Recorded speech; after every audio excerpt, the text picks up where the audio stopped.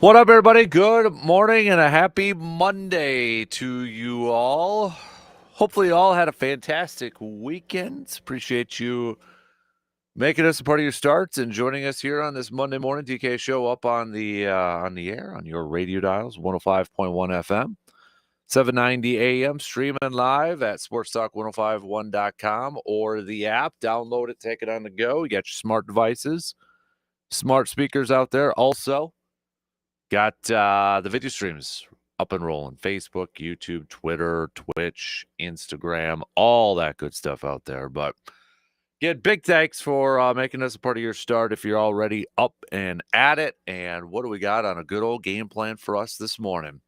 Lots to catch up on and to kind of hit up here this morning. First up, as we know, we've got the matchup for Super Bowl 59. It will be Chiefs versus Eagles rematch from a couple years ago after the Eagles took down the Commanders yesterday, and the Chiefs edging out the Bills last night. So 2 weeks from yesterday, Super Bowl 59 will kick off in New Orleans between these two ball clubs. So we'll talk a little football and such with that. Along with some football, we've got more, coach fill-ins. Got Pete Carroll going to the Raiders, Cowboys. I don't know what they're doing over there, but promoting their offensive coordinator, Brian Schottenheimer, to head coach, which means there's just one left, and that's the New Orleans Saints, the Super Bowl hosts, still looking for a head coach, and maybe one of those could be the offensive coordinator from the Eagles. Apparently, they're going to be interviewing. Could it be former Packers head coach Mike McCarthy going back to New Orleans? Who knows? But down to just one opening for the NFL head coaching cycle after this weekend. So, speaking of football, we will talk a little green and gold as we continue our self-scouting off-season self-scouting series. So, we've looked at coaches, we've looked at corners, we've looked at wide receivers, we've looked at defensive line. We're going to go to the other side of the trenches, and we're going to take a look at the offensive line for us this morning. Taking a look back at this previous season with an eye towards next season, an eye towards this off season and such. Zach Tom, Elton Jenkins, probably the anchors over there. We got to see Sean Ryan being a full-time starter. I think for a lot of us impressed over there. Rasheed Walker, some questions maybe heading into this year about could he be the next guy over there at left tackle. I think thumbs up for him too. Josh Myers is the lone starter heading into free agency this year. Didn't get to see a whole lot from the first round pick from last year, Jordan Morgan. So talk a little offensive line. Take a look at that again from this past season with an eye towards the future. Let me throw this out there. How big of a priority do you think it should be for Green Bay to re-sign their starting center, Josh Myers? Should it be a big priority, a huge priority, a non-priority, a low priority? What do you think? Do you think the draft Jacob Monk, maybe give him a shot? Could they shuffle some guys around and put Morgan somewhere on that line, and they'll cover it? Don't spend a lot of money on Myers in free agency, or what are your thoughts? Okay. Give me your analysis. Give me your scouting report over there. So we'll take a look at that. We'll talk about that this morning. I do want to talk a little baseball as we inch a little bit closer and closer to pitchers and catchers reporting and spring training and such. Not a whole lot going on in terms of the Brewers offseason and such, although Pat Murphy getting his National League Manager of the Year award, the Baseball Writers Association this past weekend. Matt Arnold getting his Executive of the Year award too. Pat Murphy. Straight fire. You guys see that suit he was wearing? Dude knows how to dress. But we'll talk a little Brewers. And in terms of, again, I want to throw another question out to you Brewers fans for some analysis and thoughts. What are your expectations, projections for one Jackson Chourio heading into this season? So we got to see him last year, his rookie season. obviously ended on a very high note, but what are your maybe realistic expectations for him heading into year 2 now? Or maybe you have some very high expectations. Because I was looking at MLB.com and they've got a piece up there, 10 eye-popping player projections for 2025. And they list Jackson Chourio in their top 10. 28 home runs, 27 stolen bases, 96 runs, a 3.3 WAR. They note on there Chourio could be a 30-30 player in 2025. He went 20-20 as a 20-year-old in 2024. Can he get to the 30-30 range at 21? He's a special talent, which is why his impressive steamer projections are pretty easily believable. He is one of only 10 players projected for at least 25 homers and 25 steals this season. The others, some guy named Otani, Witt, Ramirez, Rodriguez, Chisholm Jr., Luis Roberts Jr., Ronald Acuna Jr., Ellie De La Cruz, Corbin Carroll. That's pretty legit group over there. So is your expectation? We're just talking like individual numbers here for Jackson. But is your expectation, considering what you saw rookie year and how it finished, is it a 30-30? Is it higher? Is it a little bit lower? How much are you putting on the plate of a 21-year-old heading into his second full season? So is it similar to some of these projections that are coming out for Jackson Chourio? So let's chat a little baseball here this morning as we inch a little bit closer and closer to those pitchers and catchers reporting and spring training and such. We'll talk some hoops. We've got some hoops. Bucks falling over the weekend to the Clippers, but they're back at it tonight, taking on the Utah Jazz. So we'll talk a little hoops there. Speaking of hoops, the Badger basketball team picking up a win over Nebraska yesterday, and then you had Marquette picking up a win on Friday night. But the Badgers 83-55 over Nebraska. Remember Connor Segian over there at Nebraska too, former Badger player. He came off the bench and scored 8 points in 23 minutes for the Cornhuskers. But for the Badgers, it was a John Tanjay show, 27 points with a posterizing dunk in that game too. John Blackwell contributing 14 points. Kamari McGee coming off the bench and scoring 11 points for the Badgers. The Badgers improved to 16-4 on the season, 6-3 in conference play to remain 2.5 back from Michigan State. Michigan State still undefeated in conference play, sitting there at 8-0. Badgers in the fourth spot in the Big Ten Conference. They've got Maryland coming up in a couple days on the 29th at Maryland, then at Northwestern, home against Indiana, at Iowa. In case you're wondering, when do they play Michigan State? Well, they only play Michigan State once this year, and that's not until March 2nd, which happens to be the third to last game here for the Badgers. But 1, 2, 3, 4, 5, 6, 7, 8, 9, 10, only 11 more regular season games left to go here for this Badger hoops team.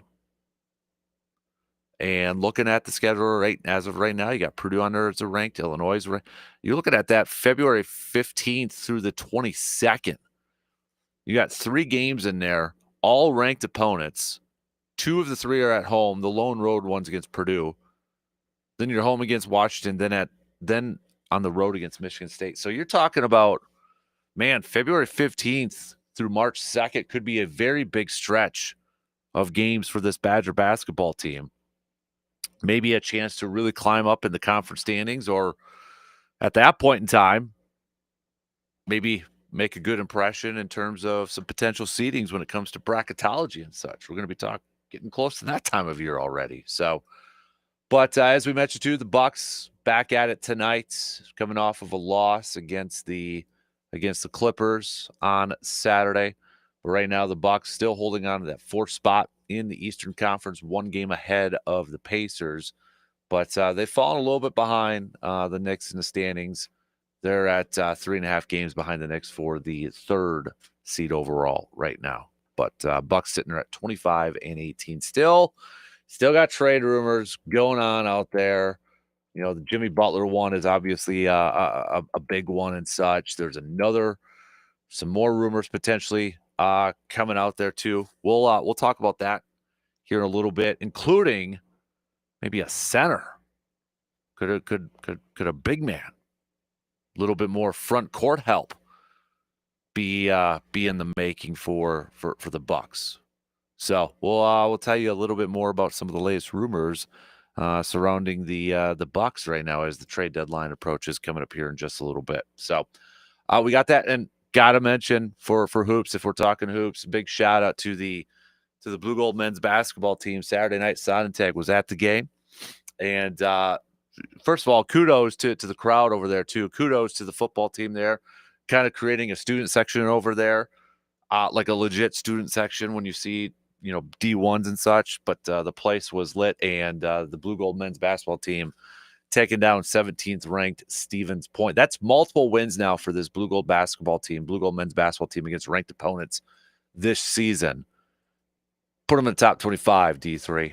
If you have not seen this team play yet, they're a special group, and they're a lot of fun to watch. I highly suggest, with just a few games left to go here at the Sonntag especially, go check out a game with this Blue Gold men's basketball team. It's Coach Zach, Coach Adam, done a fantastic job with this group. But man, you had Michael Casper on fire from 3 that night. I mean, kind of getting 1,000 career points. It was a good game. It was a really good game. So, but they picked up the win. I think they're now 3rd in the WIAC standings behind Platteville, who's the number 1 team in the country at this point. And Lacrosse, it's also ranked up there too, but Eau Claire sitting in the 3rd spot in the standings. So the Blue Gold women's basketball team fell to points over the weekend. You had Stout's women's basketball team picking up a win over Platteville, but the Stout men's basketball team falling to number 1 ranked Platteville. So, but plenty of hoops chat coming at you this morning. It is Monday, which also means it is I'm not saying, but I'm just saying. Fill in the blanks. I'm not saying, but I'm just saying. I'm sure there's a lot of you that got something to say, whether it's maybe about the Super Bowl matchup, the Super Bowl winning teams, or something else out there. You got something to say to fill in those blanks. I'm not saying, I'm just saying. We'll do a local sports roundup with JC and EC Justice Cleveland from WEAU 13 News coming up in the 7 o'clock hour too. Justice will be joining me shortly after 7. So that's your game plan. It's a loaded up game plan, peeps. What else is on your mind? What else do you want to talk about? Hit me up with a text on that Shoe Doctors bullpen line, 715-830-1912. Or join us on the video streams over there. You can comment over there, YouTube, Facebook, Twitter, Instagram, Twitch, whatever ones you're watching on over there. Join in on the combo over there too. So let's get things going here this morning. We'll take our first break. We'll get things rolling here with a little lead off. We'll talk a little Super Bowl matchup and such. Are you on the side of maybe the majority of the world saying blah about the Super Bowl? It's a good matchup, but it's just, I think some of us would like something a little bit different. I'm one of those, just saying. So, but hey, we'll take our first break and we'll get things going here this morning. Stick around. Welcome. Join us. Grab some coffee. Hang around the radio and such. Get your texting fingers out. Join in on the convo. We'll be back in just a couple minutes.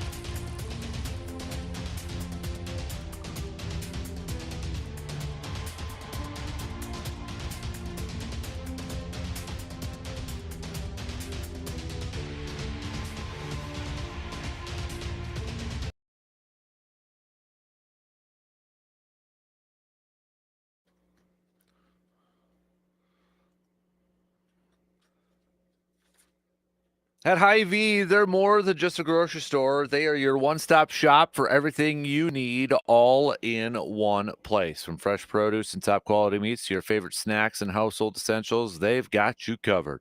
Need a quick dinner solution? Well, check out their delicious ready-to-eat meals or swing by their in-store bakery and deli for made fresh daily options. Don't forget to fill up the gas tank and take advantage of the Hy-Vee fuel savers, too. With friendly service, great prices, and convenience you can count on, Hy-Vee is here to make your day easier. Also, don't forget to follow along and like their Facebook page for some of their weekly sales and deals, like this past weekend, the 99-cent sale that was going on and such. Good deals over there. And also with the big game coming up now, less than 2 weeks away, maybe you're trying to figure out the menu, snacks, and stuff. Head on over to Hy-Vee, grab yourself some Man Cave Light, a 6-pack of Man Cave Light, or a few 6-packs of Man Cave Lights and some damn good burgers from the from the meat department back there too. So a lot of stuff over there, good stuff going on at Hy-Vee. Let's get things rolling here this morning on the lead off. We might as well lead it off, chatting a little football as we've got the Super Bowl matchup, Super Bowl 59 matchup. The Eagles taking down the Commanders yesterday afternoon. That game kind of getting. I mean, the Commanders were hanging around there in a little bit in the first half and half, but then the Eagles putting the hammer down, winning 55-23, and then the nightcap, you had Kansas City edging out the Buffalo Bills, 32-29. The Chiefs advancing, looking for a three-peat, the first time in NFL history, a three-peat, and they'll be going up against the Eagles, who, well, they defeated just a couple of years ago as well. So, got a rematch there. I'll be honest with you. It's not the matchup I want. It's going to be, I mean, on paper, player-wise, team-wise, talent-wise, this looks like it's a good matchup. I mean, let's be real here. Just player-wise, you know, Saquon and that offense going up against the Chiefs defense with Spags and such. Then you got, you know, Vic Fangio, defensive coordinator for the Eagles, going up against Patrick Mahomes and Andy Reid over there. So, I mean, there's matchup-wise, it's a good matchup. It's a good matchup. Is it the matchup that a lot of us probably wanted? No. And it's just strictly from fatigue. Let's be real. I know I'm not in the minority in saying this, just because of talking with a lot of you, and when we did our polls on Friday, majority of us wanted Commanders and Bills. I think a lot of it was just something different too. Getting a little fatigue in that, just getting something a little bit different in there. So yes, I was 100% rooting for Commanders in Buffalo on Friday, or on yesterday, on Sunday, and it didn't happen. So it's like, oh, on to the NFL draft, as I said last night. Moving on to the NFL draft. I'm still watching the Super Bowl. Some people take it too serious, like thinking I wasn't going to watch or anything like that. I'm still watching the Super Bowl. I'm still going to be paying attention to it, but I'd be lying if I said I didn't want it Buffalo and Commanders, just a little breath of fresh air in there. But you take away the personal feelings and the fan part of it all. This matchup wise, it's a pretty darn good matchup, and you got to tip your cap to it. Just with all these different ones, we just mentioned a couple of them just a minute or two ago. There's good matchups across the board here, no doubt about it, no doubt about it. And you just hope that whenever you get to a Super Bowl, if your team's not in it, you're just hoping for a good matchup. You're hoping for a good game. You're hoping that it's not a blowout, a la Denver, Seattle. How many years ago was that? I mean, goodness gracious, that is one of the worst Super Bowls in my lifetime, maybe since, was it Broncos and Giants, or even Baltimore and no, Broncos and Falcons, excuse me, and then Giants and Ravens. Those were some clunkers and duds over there too, but you just hope it's a good game, and you hope it's a good matchup. I mean, Eagles and Chiefs, when they were in the Super Bowl just a couple of years ago, it was a really good matchup and such. So That's what I'm hoping for. I mean, at this point in time on a Monday, we got 13 days until kickoff and that. If I had to pick somebody to root for, as much as this pains me to say, it's probably leaning towards the Eagles just a little bit. The thing is like, I love Andy Reid. And I love Andy Reid. But it kind of ends right there. Otherwise, I'm fatigued right now with the Chiefs. But Andy Reid, man, I mean, for crying out loud, this guy, what a career, like what a second half career Andy Reid has put together with the Chiefs. I mean, from when he goes to the Chiefs, probably not a Hall of Famer, no Super Bowl, right? No just one Super Bowl appearance in his coaching career with the Eagles, and it was a loss to the Patriots when they had T.O. and such in the Super Bowl. And then he goes to the Chiefs, and just in the last, I mean, since 2019, 2018, 2019, what a run. What an absolute run for this man. If you go to 2018, it's when they went 12-4 that year. And in 2016, they went 12-4 as well. But 2019, they won the Super Bowl. 2020, they went to the Super Bowl, fell to Tampa Bay, if you remember that one. 2021, AFC Championship game lost to the Bengals. 2022, Super Bowl champs. 2023, Super Bowl champs. 2024, AFC champs. I mean, the run that Andy Reid has put together in the last little over a dozen years has been absolutely remarkable. And I would say easily is in the conversation when you look at just this stretch. If you want to go to 2018 2018, I think they were in the AFC Championship game. Is that when they lost to the Patriots, I believe, there too? But was that the D Ford false starts game, remember, in the postseason? But you look at this run that his Chiefs teams, it's mind-boggling dominant. And good for him too. Like, obviously there's the Packers connection, being an assistant with Green Bay with Mike Holmgren in the 90s and such. And I know Ron Wolf has met. This is what I appreciate with Ron Wolf too over the years. He's a Hall of Fame general manager. But he has admitted a couple times, like, yeah, one of my regrets was this. One of my regrets was that. And, the one regret that I think a lot of people remember is that he always kind of regretted not maybe getting Favre enough receivers and offensive weapons and such. But another regrets, and Lance Allen, shout out Rice Lake. But Lance Allen, sports reporter Lance Allen posted it up yesterday too. He remembers Ron Wolf telling him one time, one of his regrets was not promoting Andy Reid after Mike Holmgren left. Had the all roads lead to championships, Ray Rhodes era for 1 year.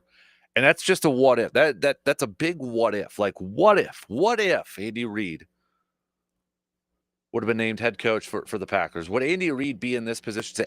Who knows? If Andy Reid was head coach of the Packers, would he still be coaching the Packers? Odds are probably not, but never say never. Would he have 3 Super Bowl championships and going for a 4th this weekend? Who the heck knows? Would it be with the Chiefs? Who the heck knows? But I think the thing that impresses me most about Andy Reid too, and the thing is like, we know he ain't no young man out there, these, hot young offensive coordinators with these offenses. It's like, you got to get the Shanahan tree, you got to get the McVay tree, all these guys out there. And you got a 66-year-old head coach calling plays, running circles around. I mean, it just feels like every time if you watch a Chiefs game and you watch an Andy Reid offense, he's got something new, another new wrinkle. He's doing something different over there. The way that he has adapted and altered his playbook over the years, that's what head coaches and play callers should be doing. Too many, for whatever reason, are so stuck in egos that this is the way we're going to do it. This is the way I want to do it. It's this way or the highway. I don't care. And for how much Andy Reid has adapted, adjusted, changed things, I mean, it's remarkable. Does it make it easier when you have a Patrick Mahomes over there? Of course it does. And that's why I hate sometimes to get in the conversations of, well, who deserves more credit? Is it the head coach or is it the quarterback? It's the whole Brady Belichick thing.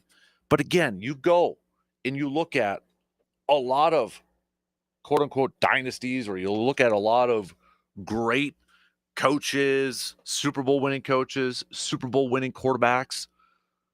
They're always kind of attached at the hip. Like the one outlier is Joe Gibbs. And I think that's what should put Joe Gibbs in a little bit more of a more prestigious category, is just because the guy won 3 Super Bowls with 3 different quarterbacks. I mean, that's like unheard of in this day. And that just speaks more to the coaching ability of one Joe Gibbs. But I mean, Walsh had Montana. Null had Bradshaw. Belichick and Brady. Reed and Mahomes. Lombardi and Starr. A lot of those are attached at the hip. And so many people, and sometimes we get into this as like, it's got to be one or the other. And for whatever reason, we just can't say, well, it's both. It's attached at the hip. You can't say that football is the ultimate team game. But yet we try to individualize it so much in terms of who to give credit to. And really, it's just, this was a match made, perfect timing for both Mahomes and Reed. Does Patrick Mahomes succeed under another coach as much as he has succeeded under Andy Reid? Maybe. But it's a perfect combo. It's a perfect pairing between the two. And it's something that a lot of other teams, especially a lot of other fan bases, are wishing that they could get from their head coach and their quarterback. I think that's going back to a little Green Bay history too. I think a lot of people are wondering, like, man, if Holmgren would have stayed, in Green Bay, would they have won maybe another Super Bowl or maybe another couple Super Bowls together, Favre and Holmgren? Could they have? I think a lot of Packers fans probably would think, yeah, maybe at least one more. Maybe, possibly. Or what if? What if Andy Reid would have been the guy? What if Andy Reid would have been the guy to replace Mike Holmgren? Would they have had another Super Bowl with Favre? I think this is just purely projection at this point because we don't know. But I do think, I mean, if you look at, I mean, we all know the Ray Rhodes era, right? I mean, that was, no, it didn't work out. And I give credit to Ron Wolf for recognizing that. He could tell right away it was not working out. But you go to, okay, Mike Sherman then. His first year in Green Bay, 2000, 9-7. Then it's 12-4. Then it's 12-4.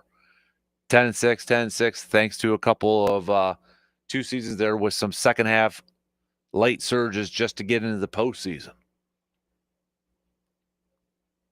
I think a lot of us would probably think, yeah, there'd be a little bit. I think we'd all feel pretty confident if Andy Reid was head coach that maybe we'd have some success there with Reid and Favre leading the charge. But who knows? It's always a what if. It's always a big question mark. So, but yeah, back to the Super Bowl matchup here. As much as I love Andy Reid, and I like that guy, and I love that guy. I mean, I love how he goes about it. I love his personality. I love how he game plans and just how he runs that franchise and that organization. I love Andy Reid. I can't root for the Chiefs because I have some Chiefs fatigue, man. I've got Chiefs. I know it's a personal thing. Like right now, it's just I can't. I can't do it. And I don't want to root for Philly, but I respect the heck out of what Saquon Barkley has done this year. I mean, that guy, first play of the game yesterday, just busted off for a run. Ugh. What this guy has done this year, That's why I feel like he should get more love for MVP talks. It's going to be Lamar or Josh Allen. Saquon's probably going to finish third. But man, I feel like you look at where Philly was trending last year. I mean, they went into an offseason thinking there was some thought, okay, Nick Sirianni's not going to be back. Then Howie Roseman deserves Executive of the Year. I don't know if that might have they got an award for that. But Howie Roseman for stepping in and saying, okay, you're going to hire Vic Fangio, you're going to hire Kellen Moore. Those are your new defensive coordinators and offensive coordinators. Yeah, kind of handcuffing Sirianni, saying, nope, these are the coordinators you're getting. And then he gets Saquon, and then he signs Badger linebacker Zach Bond. I mean, Howie Roseman, again, just nailing it this offseason, for crying out loud. By the way, you got Zach Bond playing linebacker for the Eagles. You've got Leo Chenal playing over there for the Chiefs. All these linebackers, former Badger linebackers right now in the NFL. Think about it. I mean, you got, if you want to do some edge rushing linebackers, TJ. That's the big one. Van Ginkel just across the border over here. You got TJ Edwards with the Bears. Bond, Chanel, Sanborn's playing a little bit with the Bears. Nick Herbig with the Steelers. I mean, Badger representation right now. Those are just few, but Badger representation at the linebacker position, especially now too with Eagles and Chiefs and that. You had Bjadic offensive line with the Commanders. Got some good Badger representation going on right now. All right, we got to take a quick break, but early rooting interest, peeps. Who are your early rooting interests for this matchup? All right, are you taking the lesser of two evils? Maybe you're riding the train for one team because maybe you want to see history with the Chiefs or such. Who you got? All right, quick break. We'll be back in just a few minutes.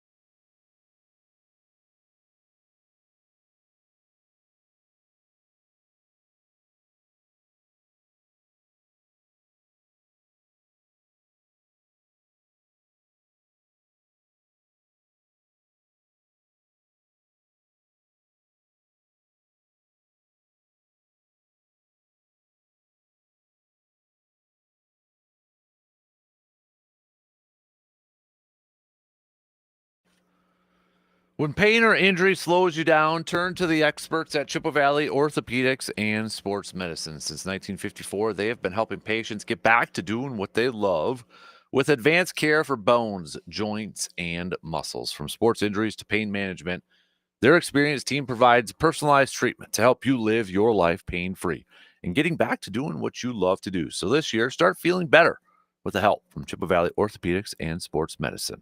Just visit cvosm.com for details and to get started. A couple notes here. If you missed it on Friday, we've got a little save the dates, little save the date action for you golfers for our 5th annual outing this year. Staying with the first Friday in August before the high school football season practice schedule kind of kicks off and such. The 5th annual Casper Classic coming at you Friday, August 5th. New venue this year. We're going to be over at Lake Hallie. So more details to come. Sign-ups will open up a little bit later on and such, but a little save the date action for you to put it on your to put it on your calendars for the 5th annual already this year. So also good reminder too, I know we're getting some warmer temps, it sounds like, coming up this week and that, but again, if we ever get a stretch where we got some really cold weather, maybe some bad weather in terms of snow-covered roads and such, always stay tuned to our website, sportstalk1051.com, for the WEAU 13 News First Alert School Closings, brought to you by Hovland's and ServiceMaster. That's up at our website, right on the left-hand side there. And if you notice it too, just below it, baseball season's right around the corner. There's a bus trip for opening day for Milwaukee. Milwaukee's home opener, March 31st against the Royals. So you can check it out. Details are all up there. To purchase your tickets, all up there. Game ticket on the Johnsonville Party Deck. That includes food and beverages, all that good stuff there. So again, more details at the website, sportstalk1051.com, or visit wiscotrips.com. Looks like, the majority are not happy with this Super Bowl matchup and such. A few people have actually used the term the lesser of two evils, picking the Eagles, or I get a couple in here too, or the Chiefs over there. So it seems to be a little bit all over the place and such. But yeah, if there was a way both these teams could just tie it, that'd be fantastic. But it ain't happening. So your early picks, your early rooting interest, not necessarily picks, but your early rooting interests in this game. If you want to make your opinion known, hit me up with a text or comment on the video stream. Hey, yesterday was 28 years, by the way. What were you doing 28 years ago yesterday? So that would have been 1997, right? I think. Yeah, 1997. I was 10 and a half. I was in 5th grade. And I was watching Super Bowl 31 and watching the Packers take down the New England Patriots. I was watching Desmond Howard with a kick return for a touchdown. I was watching Reggie White sack Drew Bledsoe 3 times. I was watching Favre running off the field carrying his helmet and such. But 28 years ago from yesterday, go back. If we got anybody who's younger than that and doesn't remember that, well, then I guess you don't remember that. But what do you remember most, or what's your favorite memory of either that season or that Super Bowl, of Super Bowl 31?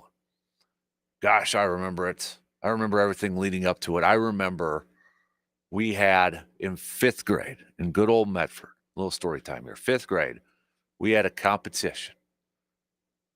Maybe this was a sign of things to come. But we had 1 minute. 1 minute it was a contest. It was actually my teacher's husband, who was also a teacher, Mrs. Coyle. So it was Mr. Coyle. He gave us a competition. He came in for whatever reason and said, 1 minute, whoever can write down the most the most Packer players on that team, on that Super Bowl 31 team, was going to win a prize.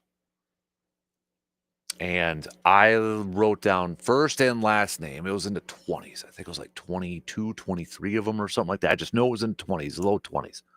So in 1 minute, I was able to write down, and I won a can of SpaghettiOs. And I hated SpaghettiOs. And I still hate SpaghettiOs. But I won. It was like a bragging right as a fifth grader. Yeah, I named the most Packers in it. It was like almost every starter. I think I could still picture how Madden and Summerall on the call. I could still picture how they did like the intros. It was like one of the first times, you always had the intros where it was just the player's photo, but it was like one of the first times where it was like video of the players or the position groups and they're kind of moving around in that. But it was, gosh, I think I might be able to do the starting lineups for that 31 off the top of my head right now. I think I could. Huh. But is there something, it's probably maybe a play or a memory of that season or that game or whatever. What's something that says, I remember walking home from school, it must have been like Tuesday after, and turning on the TV and watching the parade and just seeing the amount of people in Green Bay, like the live coverage of the parade in Green Bay. I remember watching that on TV. I remember Don Beebe going up on the stage afterwards and chanting repeats. I remember all of that stuff. But what are some of your favorite memories or lasting images from that Super Bowl? How old were you too? If you wanna age yourself. I was 10 and a half, and I still remember, oh boy, a lot of it. A lot of it. So share some stories. Hit me up with the text or comment on the video stream at the various video streams over there. So we'll get back to some more green and gold chats coming up here a little bit later on. I'm gonna continue our self-scouting, our off-season self-scouting series. We're gonna take a look at the offensive line coming up in probably the 8 o'clock hour. Coming up next hour, we're gonna do some local sports roundup. We got Justice Cleveland joining us for the hour and such. But we'll hit that. Baseball wise, I want to throw this question out here too, just to switch gears here a little bit, and I want to get to it coming up in the next hour. Jackson Chourio, what are your, as we get set for a season coming up here, regardless of the sport, we always talk about expectations or projections or goals in that. When it comes to Jackson Chourio entering his second year in the bigs, and we know how he finished off his rookie year. We know how it began and we know how it finished off. But what are your expectations for Jackson in terms of like maybe numbers wise? Because MLB.com listed 10 eye-popping player projections for 2025, and Jackson Chourio is on this list. 28 homers, 27 stolen bases. Those are the two big numbers because they asked the question, could Chourio be a 30 and 30 player? 30 homers, 30 stolen bases. Last year, he was a 2020 player as a 20-year-old. Can he up that more? 30 home runs, 30 stolen bases. If we're just looking at it from an individual standpoint, individual numbers, individual stats, accolades, and that, is that your expectation for Jackson after how he finished off the last season? I mean, I got to imagine a lot of fans, last year at this time, I'm like, okay, don't know really what to expect from the youngster. Probably going to be some growing pains, probably maybe a little bit of a slow start. I know Brandon and I, when we did our preseason expectations, I thought, one of my predictions was what's going to be a disappointing result. And I threw in Jackson Chourio just because I think a lot of people put super high expectations on him last year that, if he hit 230, 240, people would be very disappointed in it. But guy had a monster like second half, if you will. So what are your expectations for Jackson Chourio heading into this year? So I want to talk a little baseball. We're going to talk a little hoops with the Bucks. More trade rumors potentially out there as that trade deadline is approaching for the NBA. It's been pretty darn quiet. It's been pretty darn quiet in terms of moves in that. But deadline's coming up on February 6th. All right, that's next Thursday. The Bucks are going to make a move. Time's going to be running out here soon. But we got a couple more names out there potentially on the rumor market surrounding this Bucks team. That one's a center, one's a big man, another one's a forward out there. Not Butler, not Bradley Beal. Got a couple other names in the mix out there. So we'll tell you about a couple of those. And don't forget, it is a I'm not saying, I'm just saying Monday. Fill in the blanks. I'm not saying blank, blank, blank, but I'm just saying blankety blank. Best ones I'll read on the air over there. Really quick before shot clock kicks me off, John says I was hosting a large Packers Super Bowl party at the Ramada Inn in Eau Claire. Nice.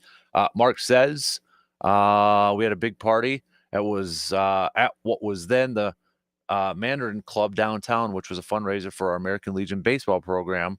With a big win, man, that was a fun night with our party. I was older than 10 and a half, I would imagine. So I had a party with my just myself as a 10-year-old in Medford. Probably had a Tombstone pizza for supper or something like that, but wearing my starter Packers jacket the next day or whatever. So, yeah.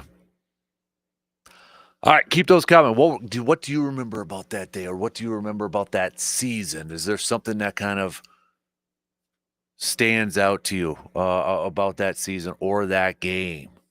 All right, story time. 28 years ago yesterday, man. All right, one in already. We got two more to go.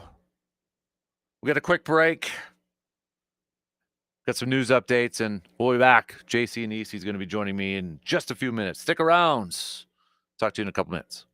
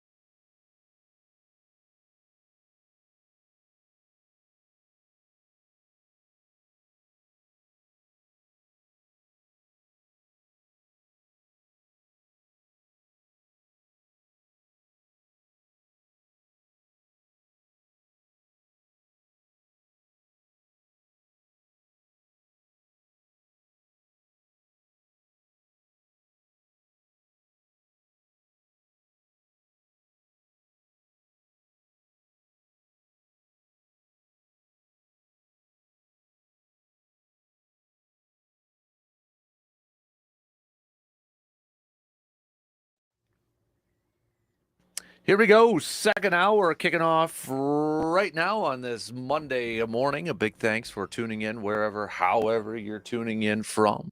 The final Monday of January. Then we're off to February already this weekend, people. So spring is coming. It is coming, I think. Is it? Maybe. Hopefully. I choose mean, to be optimistic. I liked last year. Yeah. If anybody, I mean, it was so. I mean, if we had 45, it was like half the winter. Yeah. This isn't okay though. Yeah. I wish we had. Here's the thing: if it's gonna be cold, hi, my name's Justice Cleveland, by the way. If it's gonna be cold, I want there to be snow. Yeah. That's just kind of how it is. Like, if it's gonna be, Mm-hmm. at least give me like feeling like it is winter. Yep. So, yep. Mother Nature, let's just get your act together. I'm you calling you out, Mother Nature? Are you going to spring training again this year? Not this year. Not this year. Okay. No. Last year was the last year for that, but I'm gonna miss that. That was always a great break in March. But I do still encourage people to, if you ever get a chance to go out there. I have not yet, and I want to for you'll sure. Love so it. I know a group of buddy of mine. They go every year. I don't know how long they've gone, but they go every year over there to spring training. It's like a tradition for them. And yeah, I mean that field too, American Family Fields of Feed, just a great place to watch a game. So yeah, if you ever get the chance, I say go for it. Yep. Speaking of baseball, did you see Pat Murphy kind of got a night? He knows how to dress. Did you see that over the weekend? I didn't see it. No. Oh, do it because it was the Baseball Writers Association, so he accepted his Manager of the Year award over there, and Matt Arnold won his Executive of the Year award over there. I was a little surprised. I got a picture right here. I don't know who his tailor is, but that dude knows how to dress. Well, you figure like 364 days of the year, he can just throw on some Brewers, a baseball. I mean, look at that like maroon suit and everything. Nice. Look at that. He looks good. He looks dapper Dan, dressed to the tails. Yeah, dapper and everything. Oh, nice. That does not look like Pat Murphy. No.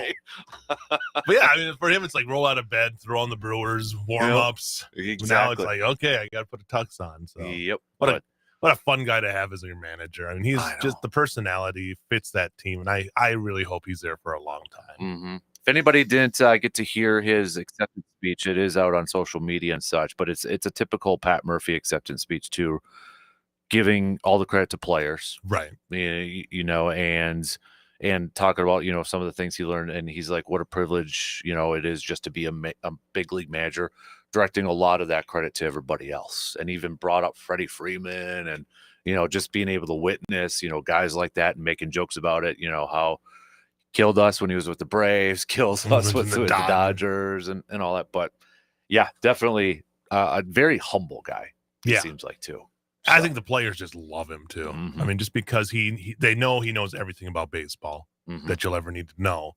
But I think he relates to him so well. And I think that's what really makes him successful is he gets the most out of those guys because he feels like he's part of it. And talk player, manager and stuff, but he also has the knowledge to do the X's and O's. So yeah, hopefully this year they can keep it going. It's going to be an interesting year for the Brewers. Well, with that too, one thing we were kind of throwing out there, what are your expectations for Jackson Chourio this year? Because MLB.com had a piece up, 10 eye-popping player projections.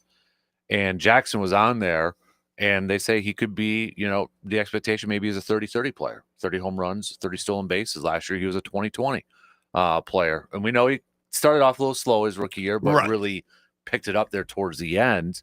Do you think that's a fair expectation, 30-30? I mean, he's so young still that the expectation, you would hope he makes the step up. But I mean, the possibilities there. He just stays even keel.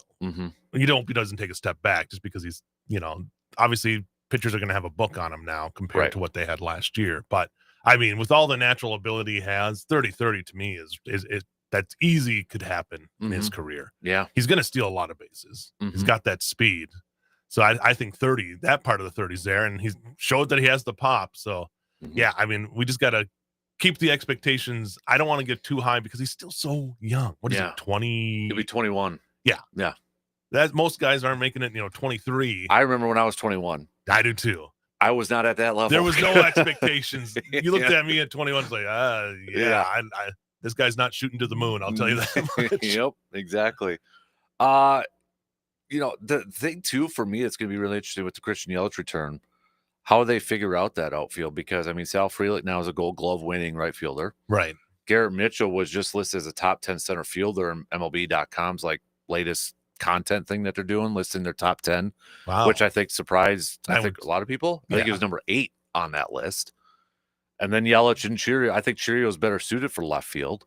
So, I mean, obviously a lot of people are like, well, DH for Yelich. Well, Yelich is probably going to want to play some outfield too. Right. So that's where it gets a little interesting, because obviously he's coming off a back injury. And how much do you want him out there in the outfield just standing? But he also probably wants to be standing, like, because you want to be loose. If anybody's ever dealt with anything in your back, you don't want to be just sitting there, because there's a chance that your back stiffens up. So I got images of Braun always doing stretches back there now. So. Exactly. So maybe he wants to be out there. I dare open up. Does he play some first base? I feel like he could be a decent. He's got the size. He's got that length. So stretching and stuff like that. So I don't know. We'll see once to come spring, and we're getting, I have the ESPN thing up, and it has your games that are coming up for the teams you follow. And it's like the spring training games are popping up there, and we're only less than a month away before they start playing spring training games. And pitchers and catchers, just a couple weeks now, I think so. So we'll find out soon, but I hope he can just, for him, he can come back, hit the way he was before he got injured last year, and be that player that he was before. And maybe hopefully this clears that up, and they can get few good more years out of him. Got a few years left on that contract. So even yesterday, I know we were talking about, like, yesterday was 28 years ago. What were you doing 28 years ago yesterday? That would be 1997.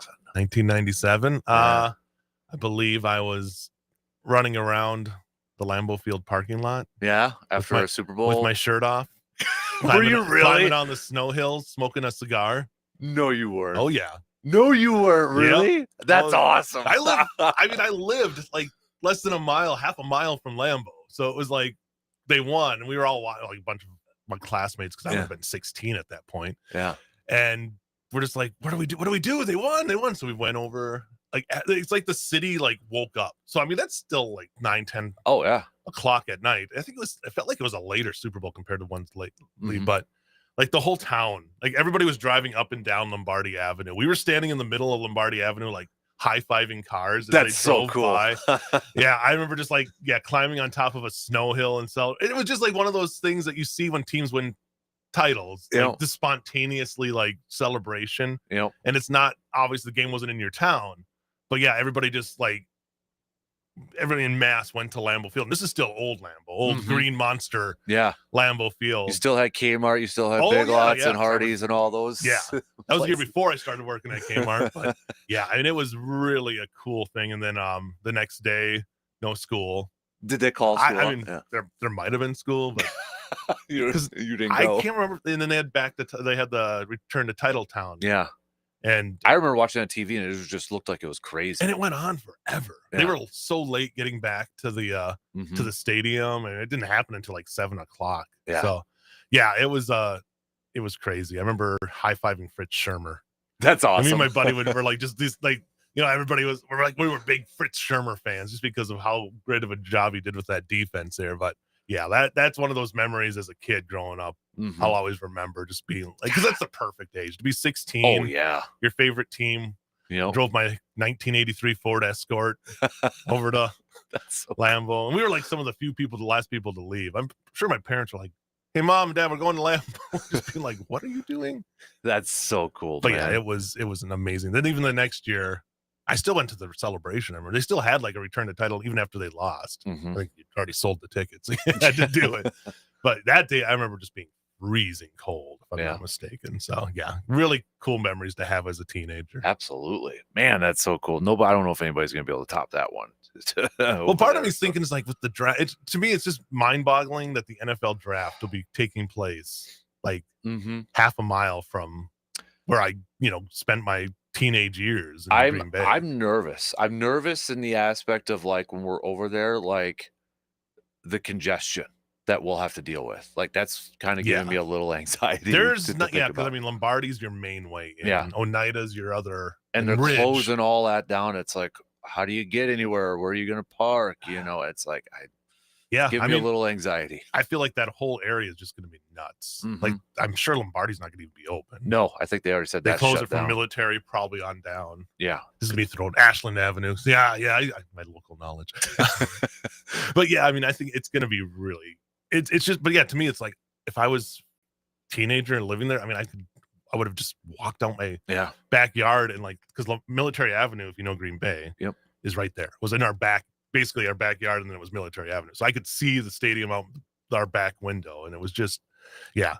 So could you hear like the crowd during game days and all that too? Yeah. I mean, I would during my like college years when I'd come home and I'd be like asleep at 11:55. Yep. The Jets would come over for the flyover, and I'd hear, like, oh, time to get up game for the time. Packer game. So, yeah, I mean, I really, I mean, to come, I always say it was so crazy to come from like Cole Harbor, North Dakota, population 90, to go to Green Bay and live like in the shadow of Lambeau Field. Get there the year before Brett Favre got there. Yeah, got there the year I think Wolf took over.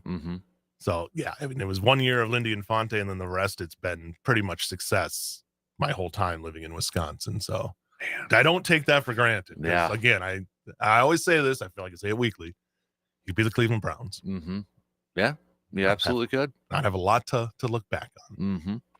Also, I didn't even realize this till yesterday. I think I saw it from Lance Allen had posted.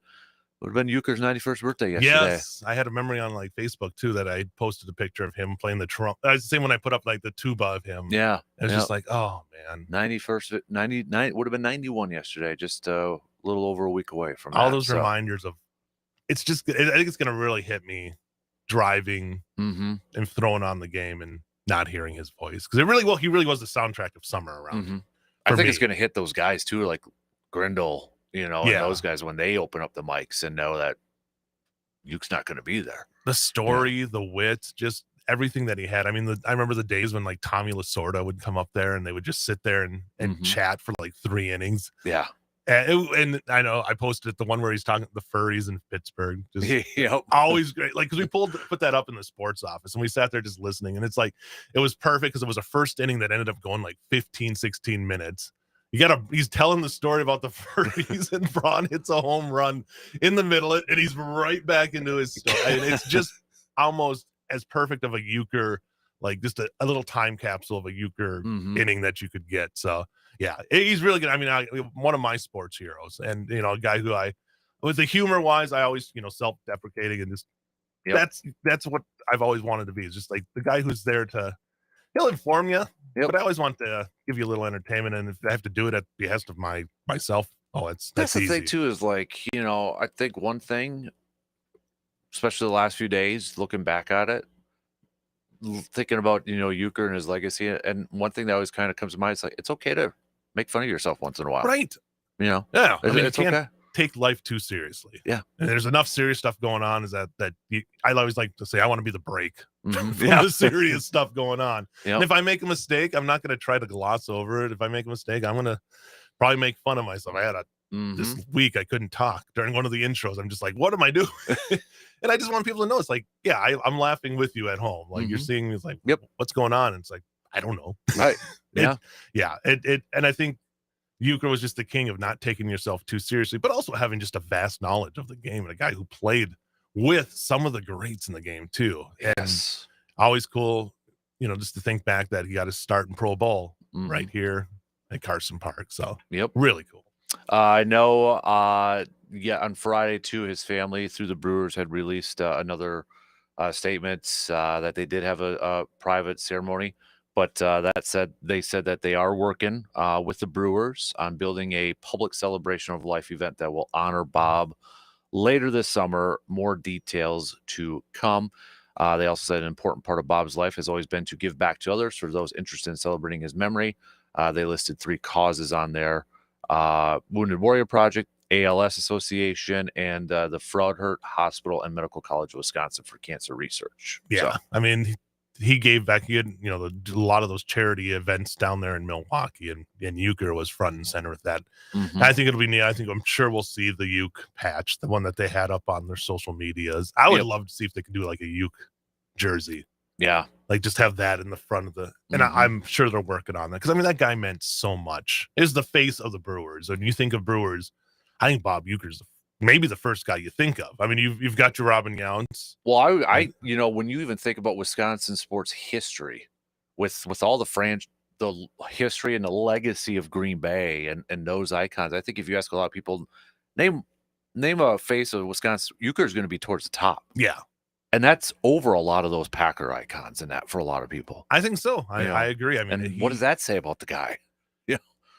For a broadcaster, right. essentially. I mean, he transcended just sports. I mean, the fact that, the Tonight Show appearances and the fact that he was a host of was a star of a sitcom. I mean, it just shows you just how much of appeal he had, not just to Wisconsin fans, but to fans of the United States. And really, you saw the outpouring from all the national outlets about this. Is just like people really, I think it hit a lot of people because this is a guy that a lot of people grew up with. Now, I know you being a wrestling fan, do you remember him doing some of that stuff on there too? Yeah. I mean, the iconic, him the being Andre the Giant, and just the one-liners that he would come up with. And yeah, I mean, that I think for a lot of people, like, growing up when I was like 5 years, I was probably my first real, because I was, still in North Dakota during that time. That was my first real exposure. I knew Bob Uecker not as a sports announcer when I moved to, when I moved here. Yeah. I knew Bob Uecker from TV, wrestling, movies. Yep. And then, like, as a 12-year-old, realizing you get to hear this guy on the radio 162 days a year. Yeah. Just to me, blew my mind. And that was during a time because I was, moving there. Brewers weren't on TV a lot. Right. In a lot of places. Yeah. So you only could hear him from the radio. No. So TV-wise, I saw a lot more of Harry Carey because WGN had all their games. So, it was kind of cool that I got to listen to Harry Carey in his final years as an announcer. Yep. And then got to listen to Bob Uecker in his prime and for the next 30 years. So really a lucky time. And I think what makes it even more special too, I mean, I think I'm comfortable in saying if Uecker wanted to go to another team, he could have easily gone to another team. I mean, he was doing Monday Night Baseball. Yeah. And he was doing national games. I think he did some NBC I remember watching this is one of my first World Series, Cleveland and the Marlins World Series, Game 7 on NBC. And it was him and Costas on there. Right. I remember that on TV. I mean, what a combo. I think Costas probably has as many stories as anybody about him in some of those big games too. So yeah, I mean, that's again, the humor's there, but the knowledge, the vast knowledge was there too. Absolutely. All right, let's take a quick break here. I do want to talk a little more Super Bowl matchup as Justice is in the majority of can this game just be a tie? Coming into it. Like the Pro Bowl, apparently we got to keep it going.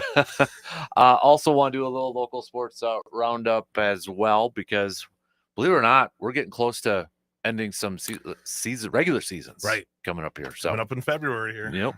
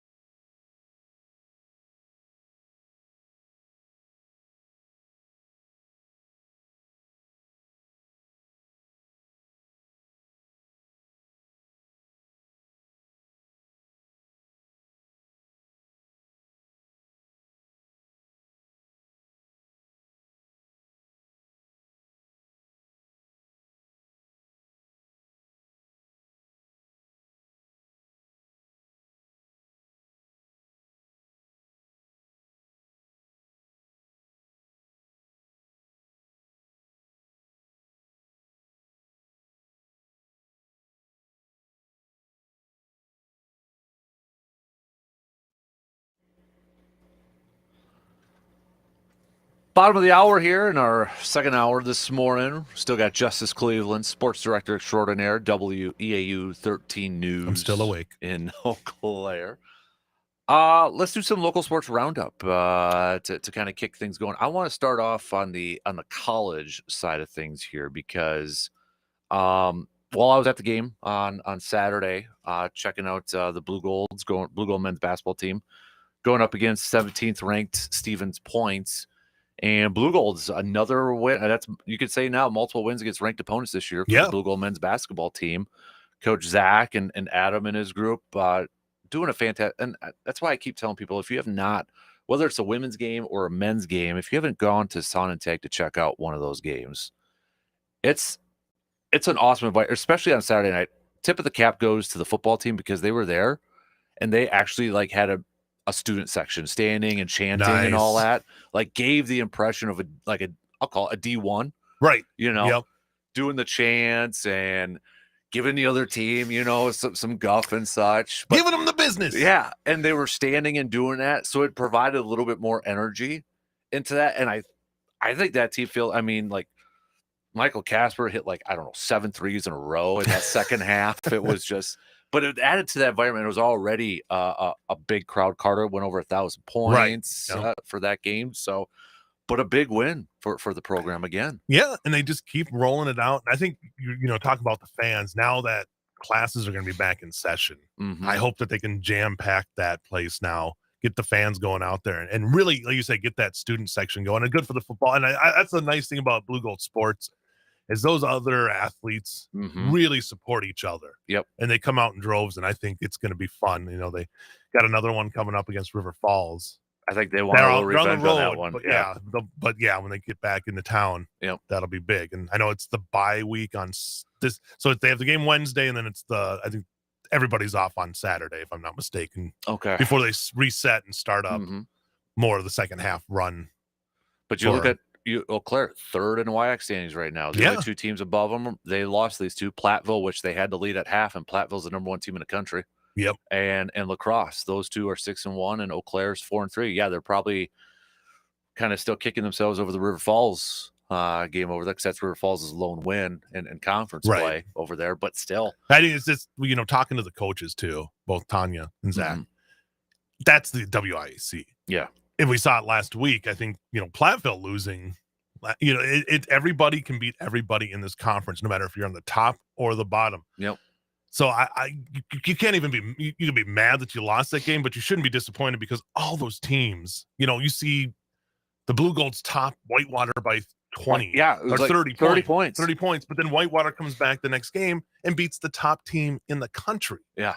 I think, and we will preach this as much as we can. The WIAC is the best Division III conference in the country. And I think last week was a good example of why that is. Yep.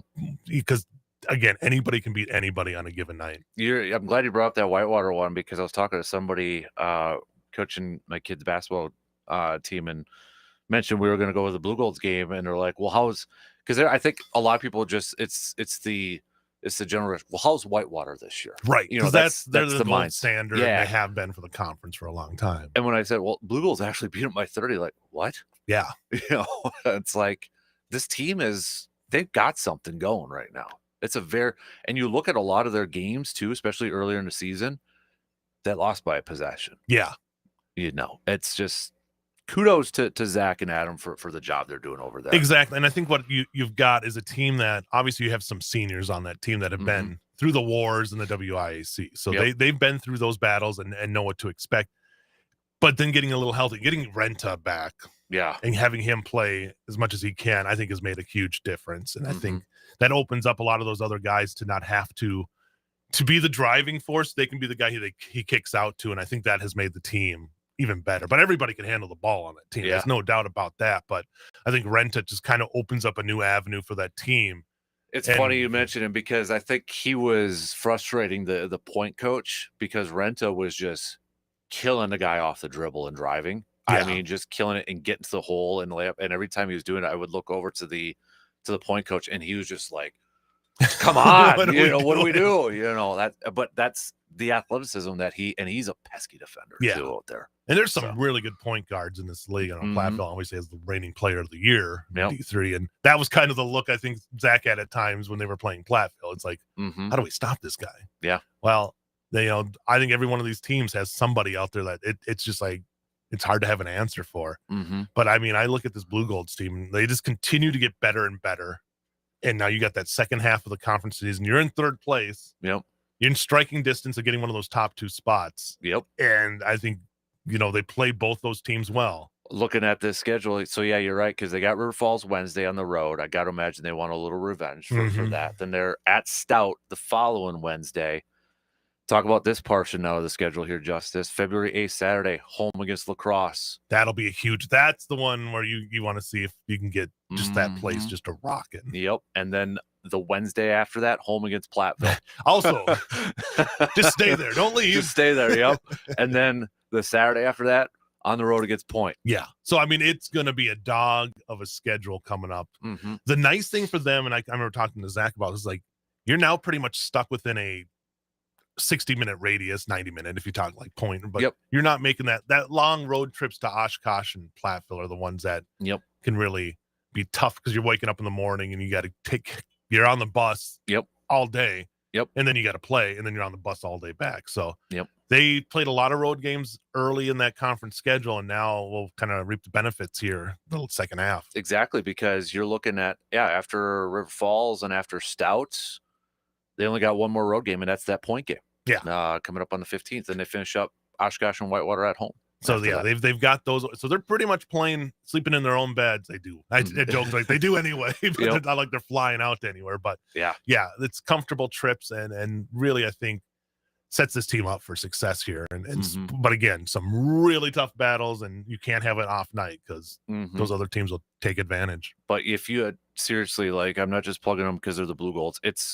They're a lot of fun. This team's a lot of fun to watch, and just I could go on for it, but the individual players, it's just this is a group that just grinds and battle, and it's just, and the environment is so cool over there too. So it is. Oh yeah, and if you haven't had a chance to go in there and watch a game, it is a different experience than what Zorn was. Zorn had its special charm, and I saw hundreds of games there, but I think this is a new era, and it's really fun to go there. And you won't, you see those pictures like people not like this. That's a D3 program. It's like, this is a special place. So get a chance to go out there and watch a game. Instant replay right away on the scoreboards too. So when there's a questionable call, I'm looking up there right away. Like, dude, what are you calling on that one? So it's kind of weird, but a good weird because I'm not used to it. Exactly. So, but so big win. I know the women's team did fall to the Point over the weekend. Over there too, but Stout women's team, we know they're ranked. Yep, they took down Platteville. Stout men's team fell to Platteville over the weekend here too. So, but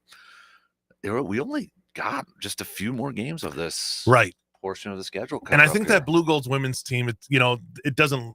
The 6-game losing streak's tough, but as a team that has been in every one of these games, even like the Stout game last Wednesday, I was at that one. They make a huge comeback, and get it within 3, and had a chance. But the problem has been for them is just a stretch. And they admit it, there's a stretch in the game where they're not scoring and the other team's getting that lead or coming back. And that ended up costing them. But I think this team, there's, again, the second half, they're still in the battle. I mean, no one's between those top 2 teams, Oshkosh and Stout are both 6-1, but then Point and everybody else is 4-3 and 3-4. You're only a couple games away. Yeah. And you still have a chance to make the conference tournament. So the thing is just you got to right the ship and get a chance there and start winning something. Break that streak, and then you have a chance. We've seen them play, and they can play tough, and they are a talented team. It's just getting rid of those stretches. As for Stout, too, I mean, now we're riding a 6-game conference winning streak. If you're talking about anybody beating anybody, Oshkosh losing last week, a ranked team hadn't first loss. And now Stout's right there. Opened up a door. Yeah. So, I mean, and Hannah Iverson, that team, we were talking about the Blue Gold men being an experienced team. That Stout women's team is about as experienced as a basketball team as you're going to get playing WIAC games. So, nothing surprises them when they walk in there, and, they are uber talented, and I think they're going to make a run for that conference title. It's going to be a lot of good, I think, a lot of fun basketball action when we get to that WIAC conference tournament, and hopefully we get a few teams representing in that national tournament too. So. Yeah, and I again, now the second half coming up, and fans are, student body will be back in full force at these schools. So really good atmospheres coming up. I do appreciate the few games I've been to. The students that have been there, it's like I appreciate the little jabs to the opponents over there too. So and you can hear them a lot. You can hear them in there. Yeah, exactly. So yeah, I was at Johnson on Wednesday. Yeah, you definitely can hear the fans when they got something to say. There was one of the men's games I was at. They're playing Superior, and another guard who was just on fire. I can't remember his name. It was a dead quiet time, and I heard somebody say, "Have fun in the transfer portal next year." Just like giving them, all in good jest. Yeah, exactly. That's what it's all about out there. Yep. Keep it. Don't make it personal. Right. Keep it and just make it fun. Yep. So for high school wise basketball, are we getting close to I know we still got some regular season games and conference games, but are we starting to get to a point where maybe we can see getting to playoff seeding? So we got a little bit yet? We got a month until the regular season's over. So we're basically from tonight. Okay. It's about a month until we open up the playoffs. So, but I mean, that's, conference wise, that makes for, a lot of exciting games. And, looking at Memorial basketball, both the boys and girls are just. I was just going to ask you about Memorial boys, because the one word I had a couple people tell me is like just so fundamentally sound. Oh, they are. And the depth for both those teams for the old A's. It's just they can cycle lines out there. They can basically do line changes, and they don't lose a lot. So that's to me that's the biggest thing when you can do that, and you're not worried about a big drop off when you have people coming in and out. Yeah, obviously I think Cooper Jesperson would be your star player, but I mean the guys all around him are star players too. So I think that team. You're going to run into these teams from the Green Bay area. Yep. And that's always the toughest.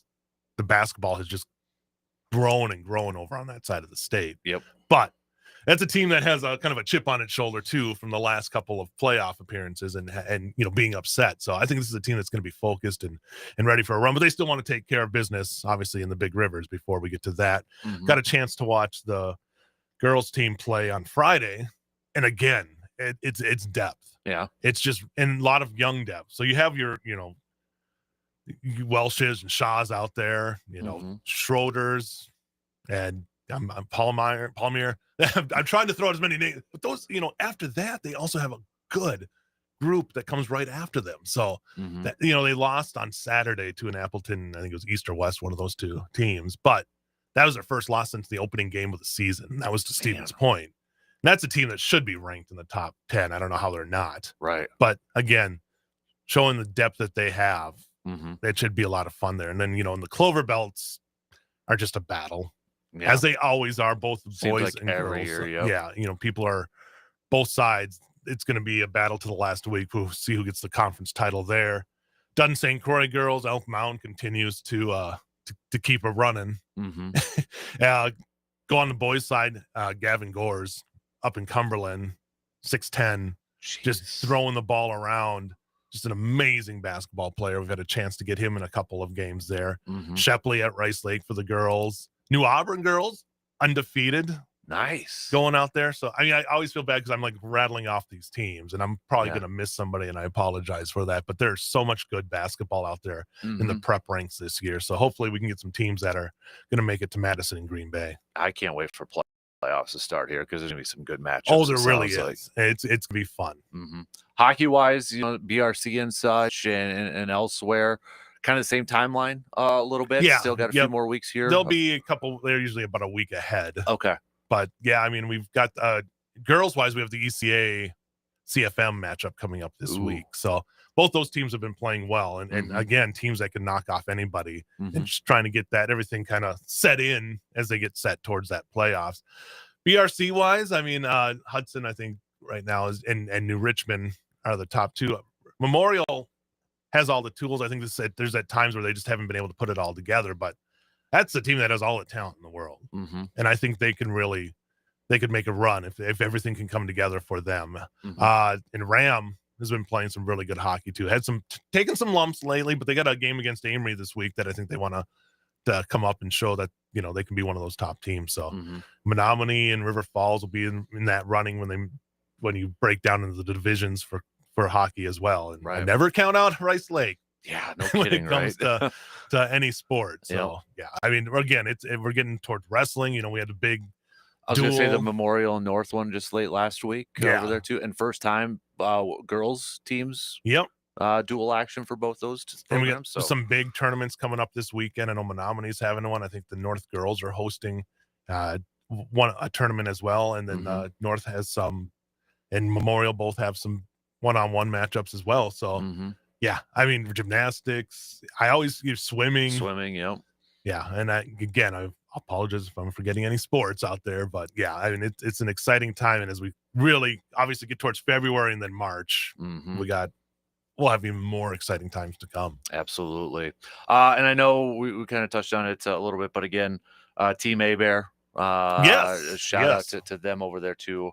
If you're not familiar, I mean, this isn't just one. They've been doing this for the last couple of years. Yeah, 2018. I mean, they got together in 2018 and have been winning national titles, silver medals in national tournaments, and this is where they're starting to move up towards more of the adult, out of the junior ranks, and for them to go to an international competition and take silver against a tough Norwegian team that they were right there with, in both their losses only coming to that Norwegian team. Yep. It's the sky's the limit for that team, and it's the majority of that team is Eau Claire players. Yep. Jack Armstrong came in and filled in because Benji Parrell is too young to participate in this one, or he would have been there with them as well. And he's been going to national tournaments. He did last year too, or international tournaments. So yeah, I mean, with A-Bear, Westland, Bestland, there's 3 Jacksons on the team. So sometimes that's where, and then you have Bestland and Westland, Wentland, sorry. Yeah. So it's really, and Mike Poplinski, the coach, legendary Mike Poplinski. Yes. So yeah, I mean, I'm happy for them because it's such a small world, that curling world, and those guys are starting to make waves, and they're starting to show that they're going to be big competitors, and hopefully someday, like Poplinski, they get a chance to represent the United States in the Olympics. Yep. So that's why everybody start paying attention right now if you haven't. Yeah. Over there. So I was actually streaming it while we were doing the show because it was on in the morning. Yep, and I was watching. Yeah, exactly. There, so they had a chance. Yep. They would have taken a miracle shot at the end, but they were right there. It wasn't 8-4 sounds like maybe a blowout, but it's, if you've ever played any of it, it's like it's scoring where it's the number you have in. But if you would have been able to knock off, if they would have pulled a double and flipped it around, they would have went to another end. Right. So yeah, it's not. That's the fun thing about the sport, is it's really not. I mean, it's tough if you're a technical player playing it. It's like golf. You know how golf scoring goes, but it's one thing to be watching it and scoring it. It's another thing to be actually participating in it. Yep. And those guys have such a great skill. But yeah, I think it's one of those. I hope it continues to grow and people get more access to it too. Absolutely. Well said. All right, that's your local sports roundup. Good stuff as always from JC. Last break for this hour, and we're going to get back to some football talk to finish it up as we get set for Super Bowl 59. Now I'm feeling really old since we were just talking about Super Bowl 31 a little bit ago. What's the first one you remember?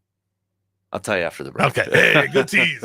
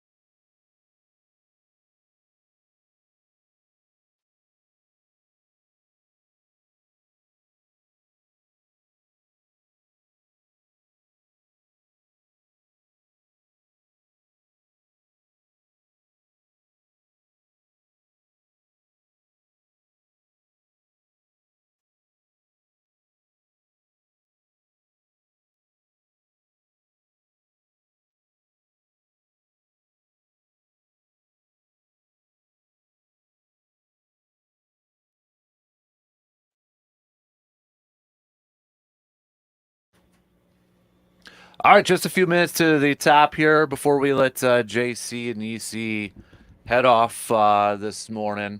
Get back to a little. So we know the Super Bowl matchup. It's Eagles Chiefs, a replay from just a couple years ago.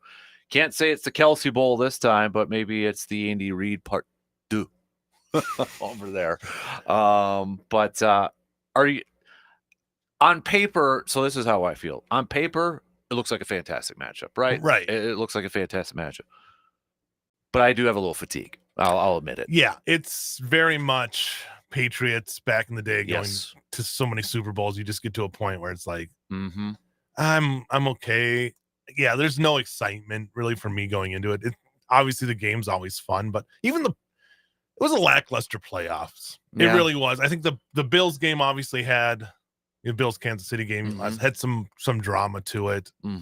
But for the most part, there wasn't a whole lot of drama to these games. And there wasn't that big game feel almost. This whole I don't know what it was. And you say, well, the Packers were eliminated, but the Packers have been eliminated, in other years where I feel like it's still got that buzz around it. I think it's because we saw a lot of the same matchups. Well, like the AFC, it was all the same 4 teams in the divisional round. Yeah. Like last year. It was just different matchups, but it was the same 4. You know, in there too. So it feels like the AFC the last couple of years always been the same teams in there. And I mean, that's nothing new. No, it's been like that through the history. But it's just like you want to see. Maybe I would have loved to see Buffalo break through. Yep. And then the Washingtons, having a rookie quarterback get you that far. But in the end, I mean, in that game, I think that kind of went to script in my mind. It's like Washington will give them a little bit of a run, but the Eagles are just more talented. Yeah, I wanted Washington because it was new, but also, we were talking about, I wonder what Dan Snyder thinks about this. And then the article came out over the weekend that he hates this, how the success that the Commanders are having. Dan Snyder, the former owner. I know. Yeah. It comes from, that's why I could not stand that team because of Dan Snyder. Right. And that's where I kind of wanted them to have some success because of him. Apparently he's living in London now to get away from everything. So he's not suffering. No. Let's just say that. He's fine. But yeah, like, I mean, the Commanders were so unlikable for so many years. I think you'd have to go back to the Joe Gibbs, the Kents when they owned the team. Once Dan Snyder took it over, they got real unlikable real quick. So yeah, you wanted to see them have the success. Philly's just, Nick Sirianni tends to rub me the wrong way. Ding, ding, ding. That's really what it is. Like if it was maybe it was a different coach, but to me, he's just like some of his antics. So it's like the only thing maybe I want to see success for is Saquon. Yeah. I would love to see him, the story of you cut him loose. He goes, he should be the MVP. Thank you. But he won't be. No, he won't because the voting's done and it was done during the regular season. But if you look at it now, how do you not say this guy has helped that team turn the corner? Granted, they made a Super Bowl a couple of years ago. I'll give you that. But this team was a team that Sirianni almost got fired last year. This is what I want to go. So, okay, I'm glad you brought this up because I didn't know if I should because I'm going to sound like an idiot, maybe, possibly. But I am not a Nick Sirianni fan because, I look at last year, how they were crumbling and look, he's going to be fired. So what does Howie Roseman should win Executive of the Year this year. So what does he do? I'm going to hire your new offensive coordinator and your new defensive coordinator, and you're going to like it. So he goes and gets Kellen Moore and Vic Fangio. Says, here you go, Nick. You can keep your job, but I'm giving you the 2 coordinators. Exactly. And then he goes and gets Saquon, signs Zach Bond, and has another good draft. Yeah. It's like, I don't know. I give a little bit more credit this year. I hate to take away from head coaches, but I'm giving a little bit more credit to Howie Roseman and what he did. Oh, exactly. I mean, that's a big swing. And, we've seen that happen when coordinators get changed and it's not at your behest. Yeah. That can, I think of Mike Sherman. Yeah. And, you lose that power, but they've managed to make it really work. Yeah. I think if Saquon, for what he's done, and if this playoffs haven't shown, he should be the MVP. I agree. But if he does it, nothing to take anything away from Josh Allen. Yeah. Are we giving it to Josh Allen this year? It sounds like it's going to be Lamar, even though Lamar. Yeah. So of course it's a quarterback, but I feel like you've got to put the fact that Barry Sanders didn't win it, nothing against Brett Favre, but he'd already won 2. Sanders should have won it on his own that year. I'm with you 100%. If I had a vote, it would have been with Saquon. Yeah. The league loves the quarterbacks. The league wants to, always put them up on the pedestal. But man, the way the running backs have played this year, let's start valuing that position a little bit more. Chiefs wise, I love Andy Reid. But that's the only thing I like about the Chiefs, just because it's straight up fatigue with the rest. Like, I just think what his second career, what he did with the Eagles was awesome, but he was not a Hall of Fame coach. And what he has done the last 6 years to completely change that narrative. And now you're talking about one of the greatest of all time. Right now he's on the, he could be on the Mount Rushmore at this point if they get another win here. Yep. And he should be obviously up there now. What they've done for the run. Is there a prop bet? Wondering out there, most getting unsportsmanlike Mahomes versus Saquon, because they both know how to work those sidelines. They do, man. That's going to be a point of it. You're going to see a point of emphasis this offseason on when to call those or make those reviewable. Yep. Because if these guys are holding up right before, the Saquon one I can see because the guy did take a step out of bounds and then pushed him. But it's like they're both going at 100 miles per hour. Yep. What do you do? Yep. And really quick, because we got 20 seconds here, I will say this. It was Patrick Mahomes scored a touchdown. Travis Kelce runs against in DeMar Hamlin's face, starts jawing and all that, instigator. And then the other guy comes in and then, yes, he kind of throws his helmet in there. Travis Kelce doesn't get penalized with the Buffalo guy. Come on, dude. It's always the guy who reacts who usually gets it. Yep. Thanks, JC. Yep.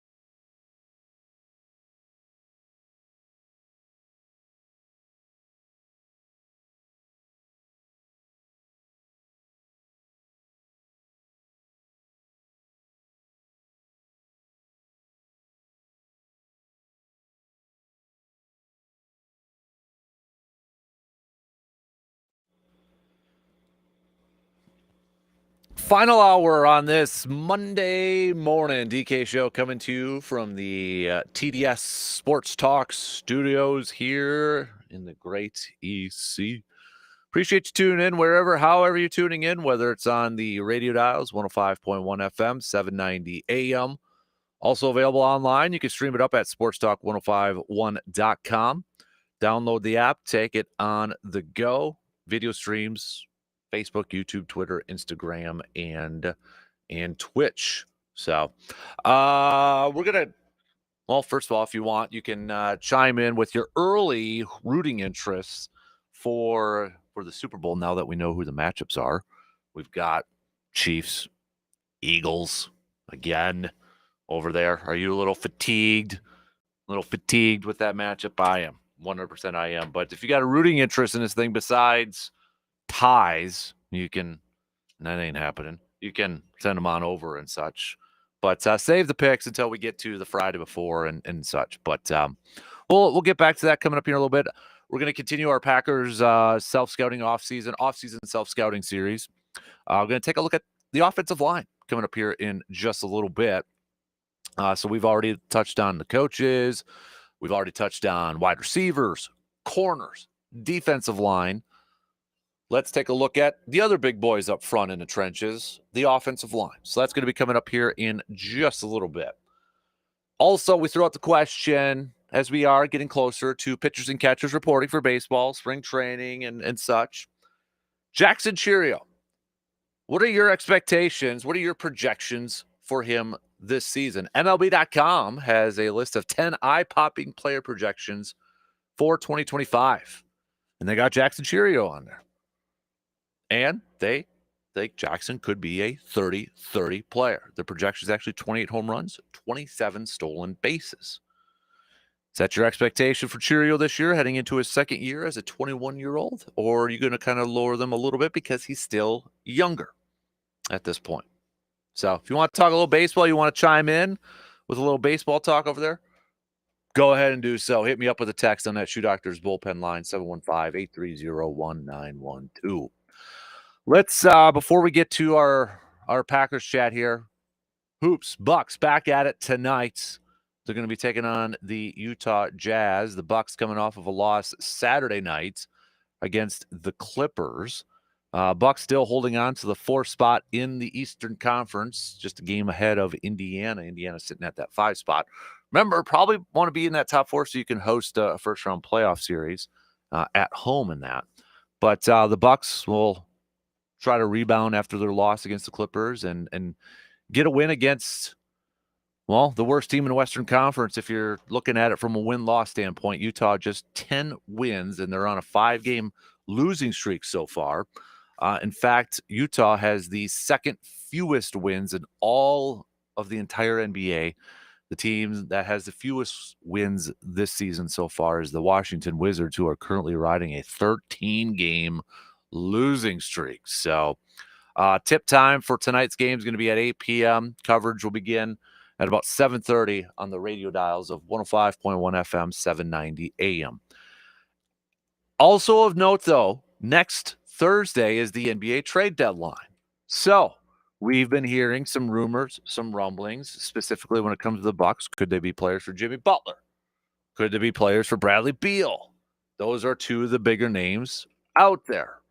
But if those can happen, or maybe those aren't the ones out there, could there be some other options? And we're starting to get a little bit more rumors and rumblings. Nothing, this is what we got to call them right now. They're just rumors or ideas or whatever you want to call them. But one name out there is Jeremy Grant from the Portland Trailblazers.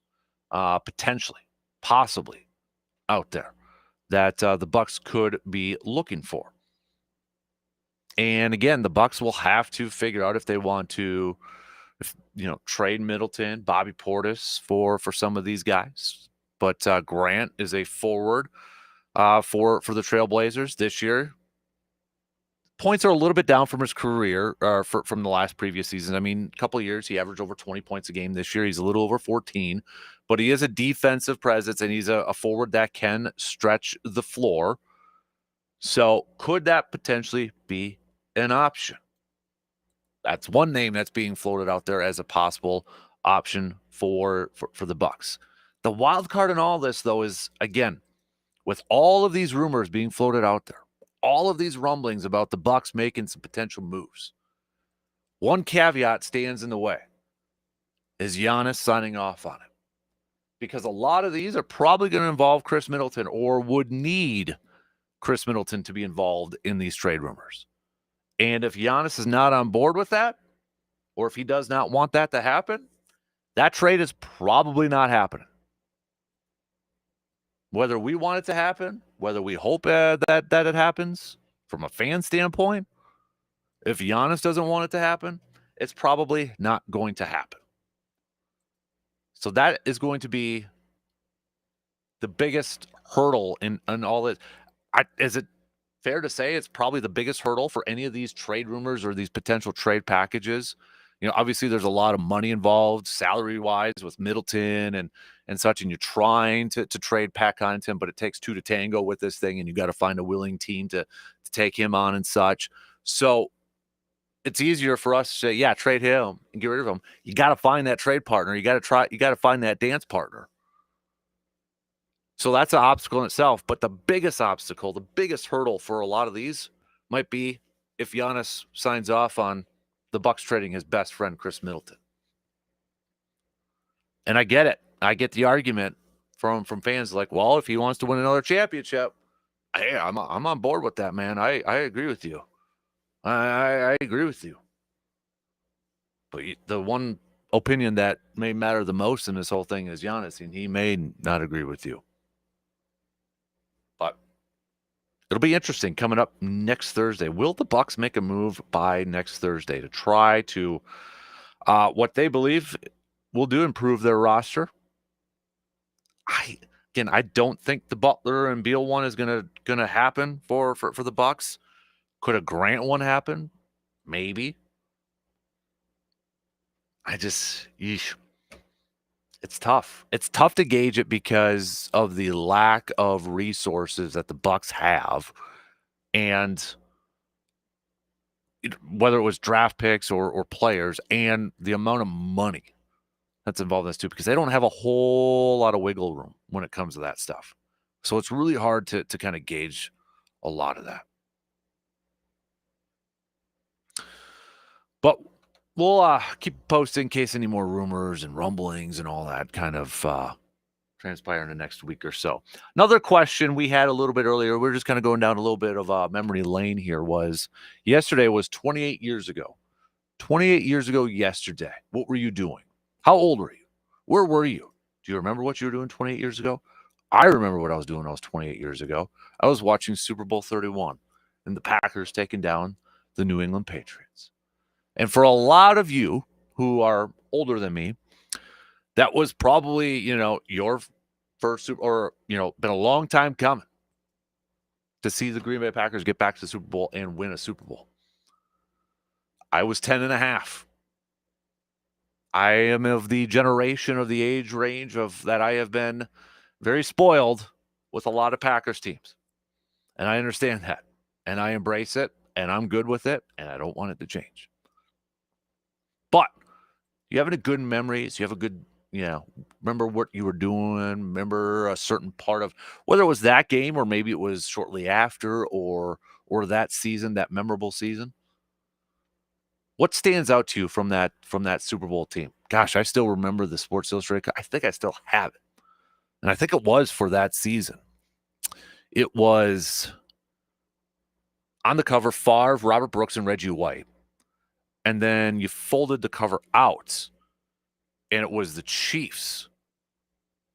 Like Marcus Allen was on there, Neil Smith, and that was their Super Bowl prediction, was Packers Chiefs. I think it was that year, and I think I still have that Sports Illustrated cover.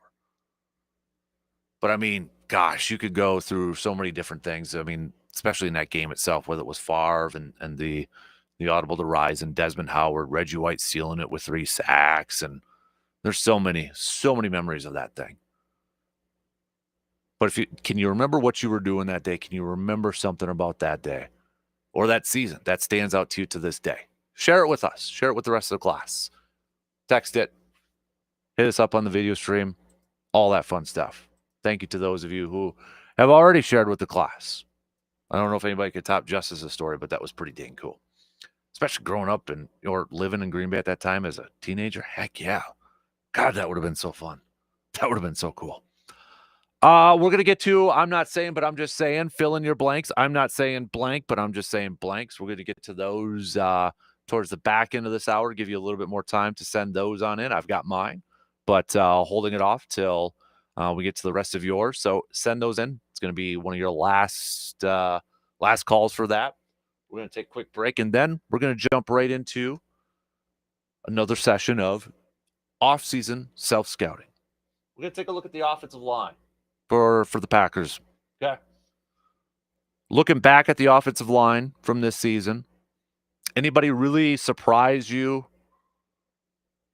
Maybe you didn't have a lot of expectations for, and they surprised you. Do you have a disappointment? And taking a look at the offseason, the question I will ask you, Packers fans, when it comes to this offensive line, should the Packers, knowing it'll cost them, should the Packers bring back their center, Josh Myers, assuming it'll cost double-digit million per year? We're just going to leave it pretty generic that way. Very similar to maybe like a John Ryan contract that he got from the Giants last year. Yay or nay?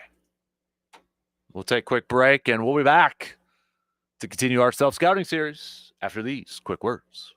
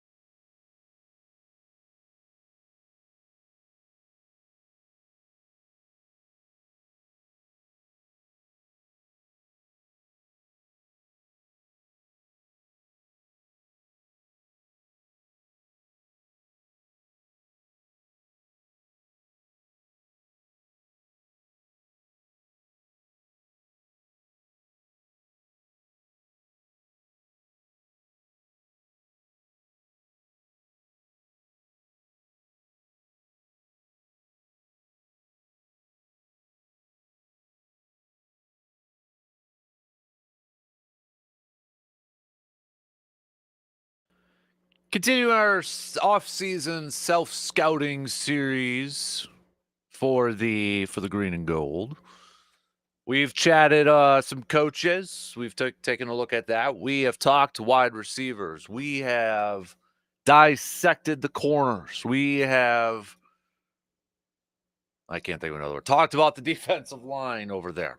So let's go back to the trenches here and take a look at the offensive line for our next one up for our offseason self-scouting series when it comes to the green and gold. Taking a look back at this previous season with an eye towards the future. So this offensive line. Now, last week I'd said that for me heading into this offseason, corner, defensive line, and wide receiver are probably the three most intriguing position groups for me to kind of keep tabs on and watch how the Packers address or look at those groups heading into the offseason, with offensive line right behind it. Because it'll be curious for me to see if the Packers, what do they do with Josh Myers, their starting center? Josh Myers, I think, is a guy just from viewing over the last few years, like Twitter, X, whatever, the experts out there and just fans out there or whatever. It's hit or miss with Josh Myers. You either like him, you think he's serviceable, or you don't. I mean, I think what doesn't help is that he was drafted, a spot before Creed Humphrey, who's the center for the Chiefs. He's pretty dang good.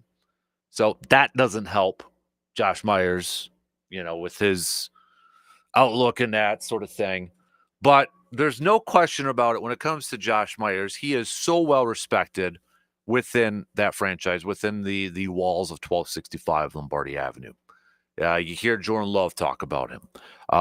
Matt LaFleur, mention him as a guy he goes to kind of get the vibe in the locker room. So regardless of what maybe some Packers fans think about Josh Myers is well respected and I think well liked within 1265, within Lambeau Field. But is he well liked enough to where maybe they give him a brand new contract extension, give him a nice pay raise, assuming it'll probably be, if we're just making it easy for argument's sake, and that double-digit million per year. Okay, let's say a 4-year deal. He's getting $15 million a year. I'm just throwing some numbers. Let me see if I can find some center contracts here. Here we go. Let me load it up. Offensive line, just for comparison's sakes here. I should have had this. I should have had this up here a little bit more. Can I break it down by center? Here we go. All right. So we've got, Creed Humphrey. He signed a 4-year, $72 million deal. That's about average of 18. You got Eric McCoy, New Orleans, average about $12 million per year. Right now from Detroit, he's got about 13.5 per year. So let's say he gets about Connor McGovern. No, let's say he's getting Ryan Kelly type numbers from the Colts. He got a 4-year, $50 million deal. That actually expires this year. That was about $12.5 million per year. So let's say it's like 13, 14 on average per year, just for argument's sakes. Would you give that to Josh Myers? That's the big question that Green Bay has to figure out this offseason. Or do they look at this and say, we drafted Jacob Monk for the mid-round last year with the idea that he's going to be our future center? Or do they shuffle their offensive line around even more? Does an Elton Jenkins move to tackle? You're moving him from a spot that he's pretty dang good at. Do you move him over there? Does Sean Ryan move over there? Could he potentially get some reps at center? We know Zach Tom could play center. But do you want to move him from right tackle? Probably not. At some point, they're going to have Jordan Morgan in this starting group. They drafted him in the first round last year for a reason, that he's going to be a starter. And you would think that maybe entering year 2, even though he missed practically the whole season, got some playing time here or there, but he missed a big chunk of the season. You would imagine he's going to get a shot at being a starter this year. So where does he fit in? If that's the case, whose spot is he taking? You know, when I look at this group, I think for me, this group surpassed my expectations heading into this year. I mean, they were a very good group. Overall, they were a very good group. Rasheed Walker surpassed my expectation. I didn't know what to expect from Walker. First full year, you know, entering in left tackle. The question was, could he be the future left tackle for this team? And I thought he did a really good job this year. I thought Sean Ryan played really good this year. You know, it was kind of between him and Morgan. Who's going to win the right guard spot? They were kind of switching back and forth, you know, even in games when Morgan was active. I thought Sean Ryan did a really good job. Zach Tom, to me, is one of the most underrated offensive linemen in the league. And it doesn't help that he plays right tackle because I feel like right tackles, a lot of them, get underappreciated. When it comes to contract time, though, he will not be underappreciated. Elton Jenkins, we know, is one of the better guards in the game. And we mentioned, I think this was probably Josh Myers' best year, and it just happens to be entering a contract year. We know Green Bay's got salary cap space available this year. Will they use it to bring back Myers? Will they probably re-sign, want to lock up Zach Tom long-term? Probably. That I got to imagine that's probably going to be a check mark on Goody's list to get it done, is to lock up Zach Tom. Does that mean that they're going to look at a Rasheed Walker this year, who's got another year under his contract, or a Sean Ryan, who's got another year under his contract? Maybe. Is it a big priority right away for this offseason? I would like to see that group together. But you know, too, that Green Bay's probably entering the draft. They're going to probably draft at least a lineman or two. They usually do. Not all the time, but they usually do, to try to build up their depth and such. They brought in Andre Dillard last year as a veteran presence within the group. So there's that option out there, too. But I think when it comes to, you know, you're looking at this group, I think you focus on getting Zach Tom figured out. I don't know why. I have this sneaky suspicion, and I could be just over-exaggerating or over-imagining this. I don't know if that Zach Tom negotiation is going to go smooth. And I'm not saying there's going to be any drama or anything like that. But I remember last year when there was a talk about, you know, could Zach Tom move over to center? And Zach Tom had this quote, you know, that he'd, paraphrasing here, but, you know, he essentially play wherever, but, you know, he said, my agent probably wants me to play right tackle. And we know why he was saying that. Tackles make more money. Tackles get more money than any other position, based off average, any other position on the offensive line. So if I had to put it in priority in terms of offensive line, who do I want Green Bay to work on first and maybe kind of, I guess, lock up right away? I'm directing my attention to Zach Tom. That's who I'm kind of looking at. He's an unrestricted free agent, not until 2026. But maybe try to get that thing locked up. Then your other guys out there, you know, your Rasheed Walker. Again, I think the Rasheed Walker is going to be an unrestricted free agent in 2026 as well.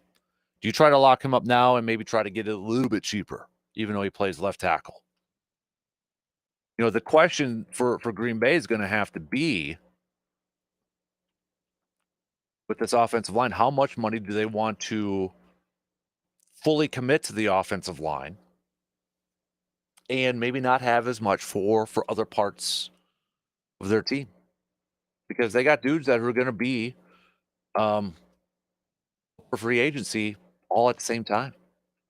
Walker's going to be a free agent at the same time. If they don't re-sign Zach Tom, Walker's going to be a free agent at the same time. Zach Tom is going to be a free agent at the same time. You know, Sean Ryan's going to be in there too. Where does Jordan Morgan fit in this whole equation? When he was drafted, Matt LaFleur and the Packers said that he was going to get a shot. he was going to get a shot at left tackle. But then offseason, training camp, mini camps, OTAs, was primarily at guard over there. But where does he fit in this whole thing? Yeah, Sean Ryan, unrestricted free agent in 2026 as well.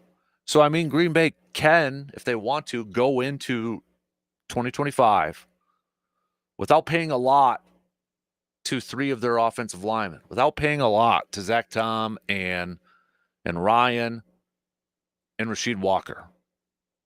They can do that.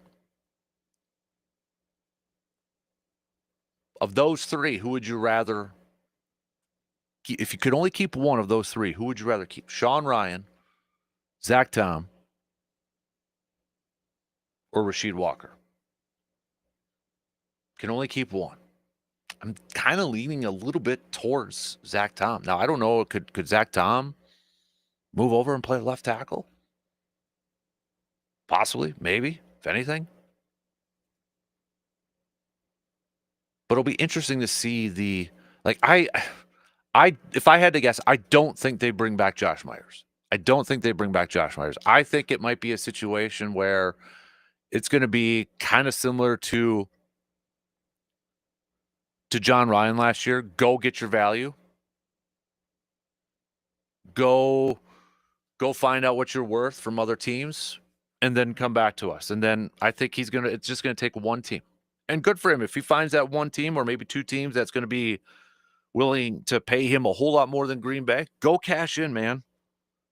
I feel like the price range is going to be out of reach for Green Bay, or a little bit more than what they want to spend.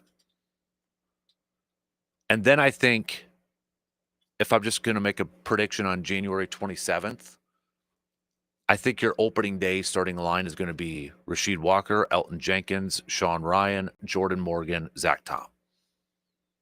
That's how I think it's going to work out. We didn't get to see a whole lot, if anything, from Jacob Monk this year.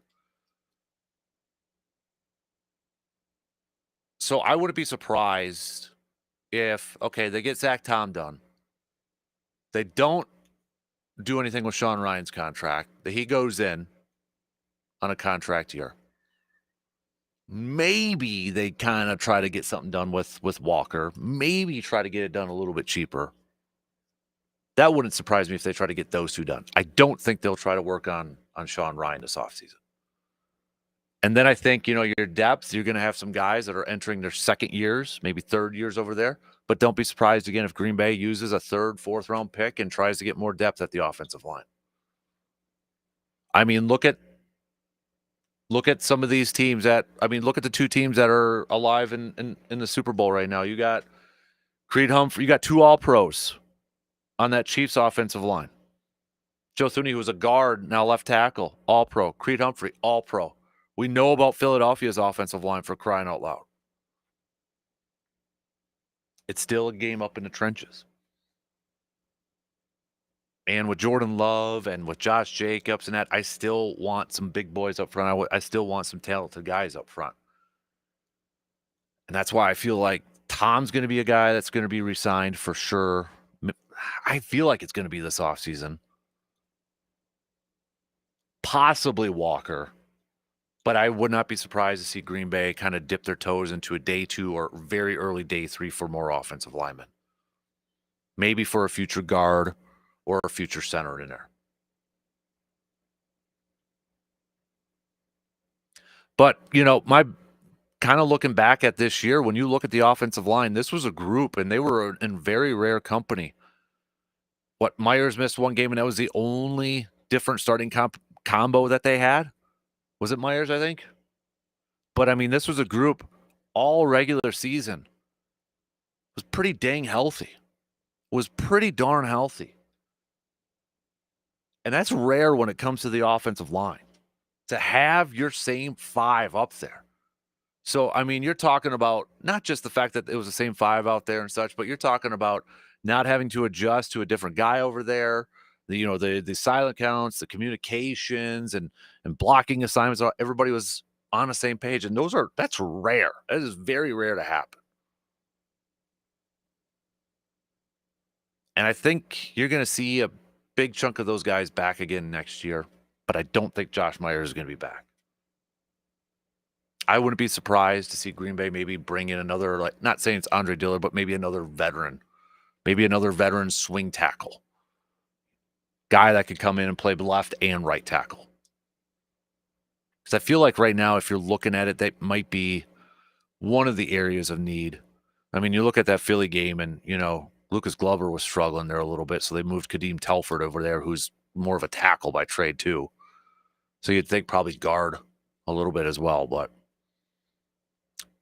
still even though I said corner and wide receivers and defensive line to me are probably the top 3 most intriguing position groups to watch this year, offensive line is right behind them too, with the big question mark of Josh Myers, and then do they lock up Zach Tom this year, or does he go into his final year of his contract in a contract year and potentially maybe even increase his price range a little bit more? And I'm curious too, like, could Zach Tom play left tackle? Would that be an option that he goes over there and he's the left tackle? Maybe Jordan Morgan's a right tackle if they don't want to pay Rasheed Walker, if they have to come down to a decision like that. Does it come down to a decision of like, okay, we're going to give Josh Myers a contract so we can settle down on that center position, but Walker, we're not going to give him a huge contract. Zach Tom, we're going to lock him up. We're going to move him to left tackle. Does Morgan go over there then? Then you're probably looking at, well, and maybe that allows you to keep Ryan at guard too. There's different combos that they could go with this thing. And I think, for Morgan, we just haven't seen enough yet. We don't really know how they view him. Is it more for guard because of where he's practiced the most in the offseason? Or could he be an option for that right tackle spot if they decide to move Zach Tom like to a left tackle or so? All right, let's take a quick break. We got some picks and predicts coming up here. Some other things to wrap up the final hour or the final segment of the program. Stick around. We'll be back here in just a few minutes.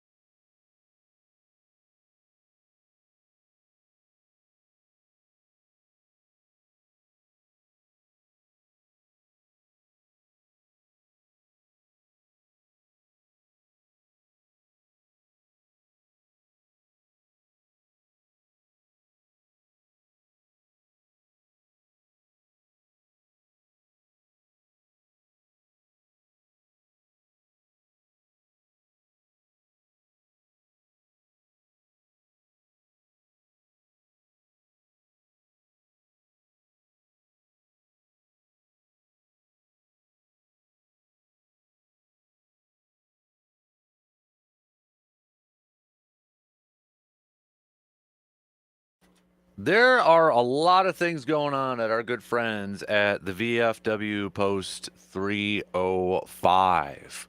Coming up on February 10th, well, it's kind of a double whammy there with our good friends, the Card Collecting Club. But if you got any youngsters, it's the Card Collecting Club's second annual free trivia nights for the kiddos, free trivia, sports trivia contest for the kiddos. No adults can help over there, but it's being hosted at the VFW Post 305. So that's coming up on February 10th. More details, just go to the Card Collecting Club's Facebook page, but also at the VFW Post 305. You got a doubles cribbage tournament coming up Saturday, February 15th. Registration at 12 p.m. Play begins at 12:30 p.m. $10 per person or $20 per team. Food will be provided. So more details, you can head on over to the VFW Club 305. Payouts will be based on how many teams are entered and 10-game total point system for the format. Each team will play 10 games against different opponents. Each win is 126 points. Losing team gets the points they scored in the game. So that's coming up on February 15th. February 15th over there. I was reading a little bit during the break here. Matt Schneider, who covers Packers for The Athletic, he was answering some questions, Packers mailbag, and he actually talked a little bit about the offensive line, and actually was just kind of saying some of the same things we just got done saying.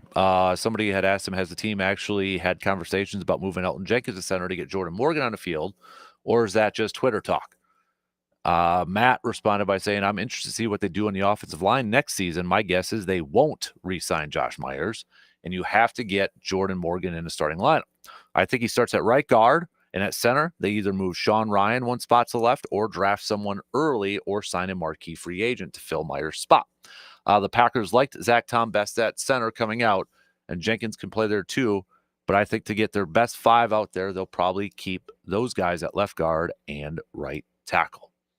And then he also said, he answered another question. If you had to guess which positions do they use draft capital to fix and which positions do they use free agency or do they use a free agent budget to fix? He said the top four positions of need in order: corner, edge rusher, wide receiver, offensive line. Those are the first four positions that we hit up there too. First four positions, I think, that are the biggest needs for this team. So, all right, let's do some picks and predicts. Brought to you by the Elbow Room, located in Eau Claire, right next to the Banbury Place. If you're looking for somewhere to post up, watch some of these games, hang out, head on over to the Elbow Room. Also partners of the Mobile Man Cave over there. Let's start off with some college hoops here. We've got Penn State at number 21, Michigan. Yeah, I'm going to go Michigan for this one. Iowa at Ohio State. I'll take Ohio State in this game. We've got Iowa State at Arizona. Iowa State, number 3 in the country right now. Arizona, an early season, highly ranked team. Now they're 13-6. This is a Big 12 matchup too. So it's still weird to say Arizona's in that, but gosh, that win now for Wisconsin maybe doesn't look as great, but I'm going to go Iowa State. Arizona is favored in this one, but I'm going to go Iowa State. Iowa State just they're playing fantastic ball right now, and I know they moved down one in the latest rankings, latest rankings come out today. So, but I'm going to go Iowa State for this one. UCLA at USC. I'll go UCLA for that one. All right, let's do some NBA picks here. All right, we got a good slate of games coming at you tonight. Let's start off with Houston at Boston. Ooh, former head coach, current head coach for the Rockets, going up against his former team, Boston, over there. Houston, one of the nice surprises of the season this year, but I'm going to roll with Boston. Boston just favored by 6.5. I think Boston covers that too. Let's do Orlando at Miami. I'll go with the Magic. Memphis at New York. That should be a good one too. New York is favored by 3.5 in this one. I'm going to ride with Memphis though. I don't know why. I'm going with my gut on this one. I'm going to go with Memphis. Let's do Atlanta at Minnesota. Yeah, I'm going to go with the T-Wolves. I'll ride with the Wolves there. Clippers at the Suns. Clippers are favored by 1.5 in this game. I'm going to go with the Suns, though. And then finally, Milwaukee at Utah. Milwaukee is favored by 8.5 in this game. I'm going to go Milwaukee, and I think they cover for this game. All right, those are your picks and predicts. Again, brought to you by the Elbow Room. I'm not saying, but I'm just saying. Let's go through a couple of these here quick. This one was from Todd a little bit earlier. I'm not saying I dislike the Chiefs more than the Vikings, but I'm just saying I can't stand much more of Travis Kelce. I'm not saying this one is from Ben. Ben says on the Texan line, I'm not saying that I won't be watching the Super Bowl, but I'm just saying I'm not as excited that I was hoping to be if Buffalo and the Commanders made it. Another one coming in here saying, I'm not saying that that the NFL is rigged, but I'm just saying they've got to fix some of these stupid penalties for superstar players like Saquon and Patrick Mahomes in the offseason. That's definitely a big talking point for a lot of people in the NFL right now. I think that was brought up even before the games yesterday too, but we'll see what the competition committee does, if anything, this offseason. A couple more here. This one is from Chris. Chris says, I'm not saying that the Cowboys are the most dysfunctional franchise in the league, but I'm just saying they're easily trending in that direction with their latest head coach hire. That was a doozy. I think their pressers today to introduce Brian Schottenheimer as head coach. I still feel like this is Jerry Jones. Hey, maybe Schottenheimer works. Maybe it works. But right now on the surface, it sure feels like this is Jerry Jones, again, trying to prove that he is the smartest man in the room in the National Football League. For all the talk this year about his GM skills. I mean, right? There was a lot of times he was asked about his GM role. Would he ever give it up? And he kept saying, no, no, no. And then he goes and lets Mike McCarthy go and promotes his offensive coordinator, who wasn't even calling plays, to the role of head coach. This just screams to me of Jones trying to prove it to everybody that he is the smartest man in the room. And maybe he can. I have my doubts, and I think a lot of people have their doubts, but we'll see. Sure didn't seem like he had a long interview list either. But we'll do one more here. This is from John. I'm not saying that Chiefs Dynasty is the best ever, but I'm just saying that it has to rank up there in the top 3. I'm going to save this one for Grind My Gears for tomorrow. I don't have a name for the texter, but texter for the texter who texted in about the 3 in a row and forgetting about the Packers 3 in a row, I will save that for a Grind My Gears tomorrow. I know where you're going with that, and I've seen other people talking about it too. So, all right. Thanks to those of you who have sent in your I'm not saying, I'm just saying Monday morning thoughts. Tomorrow is a Grind My Gears. So if you got anything that's grinding your gears, save them and send them to us tomorrow. Wrapping things up here. What did we talk about? We talked a little Super Bowl matchup now that we know it is the Eagles and the Chiefs. And judging from all the messages that we have received, I didn't read all of them, but judging from a lot of the texts and such that we received, majority not too thrilled about the Super Bowl matchup. On paper, it's a good one. I mean, player-wise, coaching-wise, it's a good one. Vic Fangio versus Andy Reid. Steve Spagnuolo versus Kellen Moore. Saquon versus the Chiefs defense.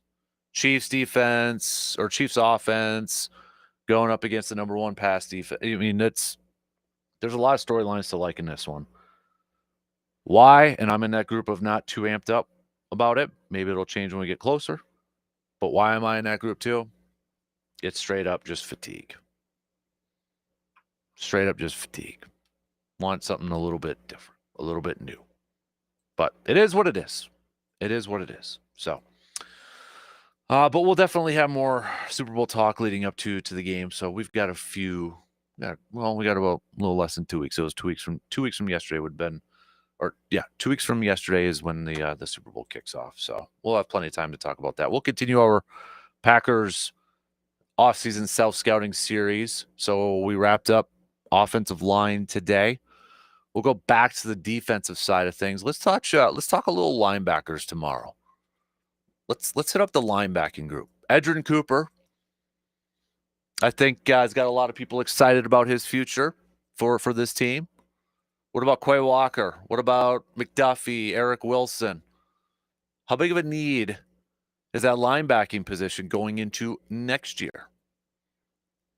Is that a position group that's maybe not being talked enough about? So think about it for a little bit, and we'll hit that up in our next position group for tomorrow. Also tomorrow, as I mentioned, it is Grind My Gears. We'll talk with RJ Cardinal. We'll talk some Badgers with him. I know Badger hockey had a big weekend this past weekend. We'll hit up that. Badger basketball taking down Nebraska yesterday too. So plenty of Badger chats coming at you tomorrow with Mr. Cardinal. We'll hit that up and talk about that. Baseball wise, we threw out the question this morning about Jackson Chourio.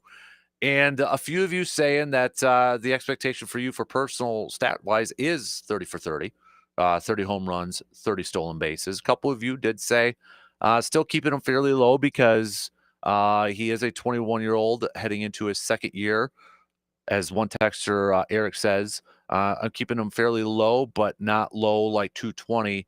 Very similar number. I'm expecting similar numbers to how he had this previous season, maybe a little bit of an uptick in some categories because I'm not expecting a slow start like he had last year. And another texter had said, I'm expecting Jackson Chourio to hit about 25 homers, 25 stolen bases, and hit around 275 this year. So yeah, we'll talk some more baseball as we get closer and closer to pitchers and catchers reporting in that. Speaking of baseball, by the way, if you haven't, this past Friday, we had another episode of the All Aboard the Eau Claire Express podcast. And a little bit of a call to action. The Express are looking for some host families for players this year. Okay? They need your help.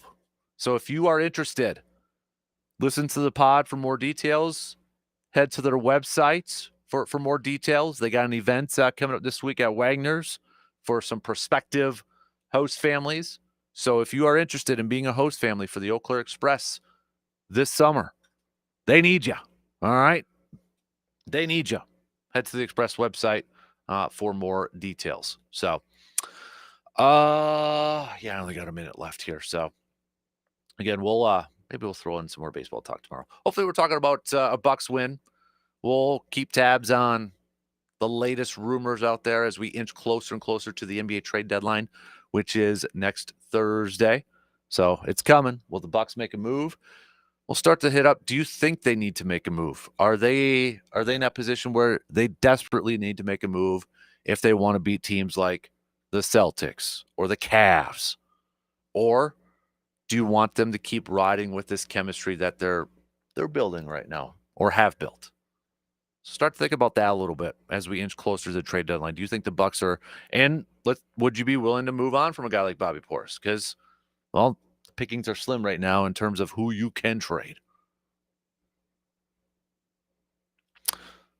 All right. Shot clock's going to cut me off here in just a few seconds. Big thanks, everybody. Tip of the cap to all of you for tuning in and texting in or commenting on or emailing or whatever the case may be. DP, Danettes, they're up next. Have yourself a good rest of your Monday. We'll be back at it again tomorrow morning, 6 a.m. right here. Same place, same time. Talk to you then.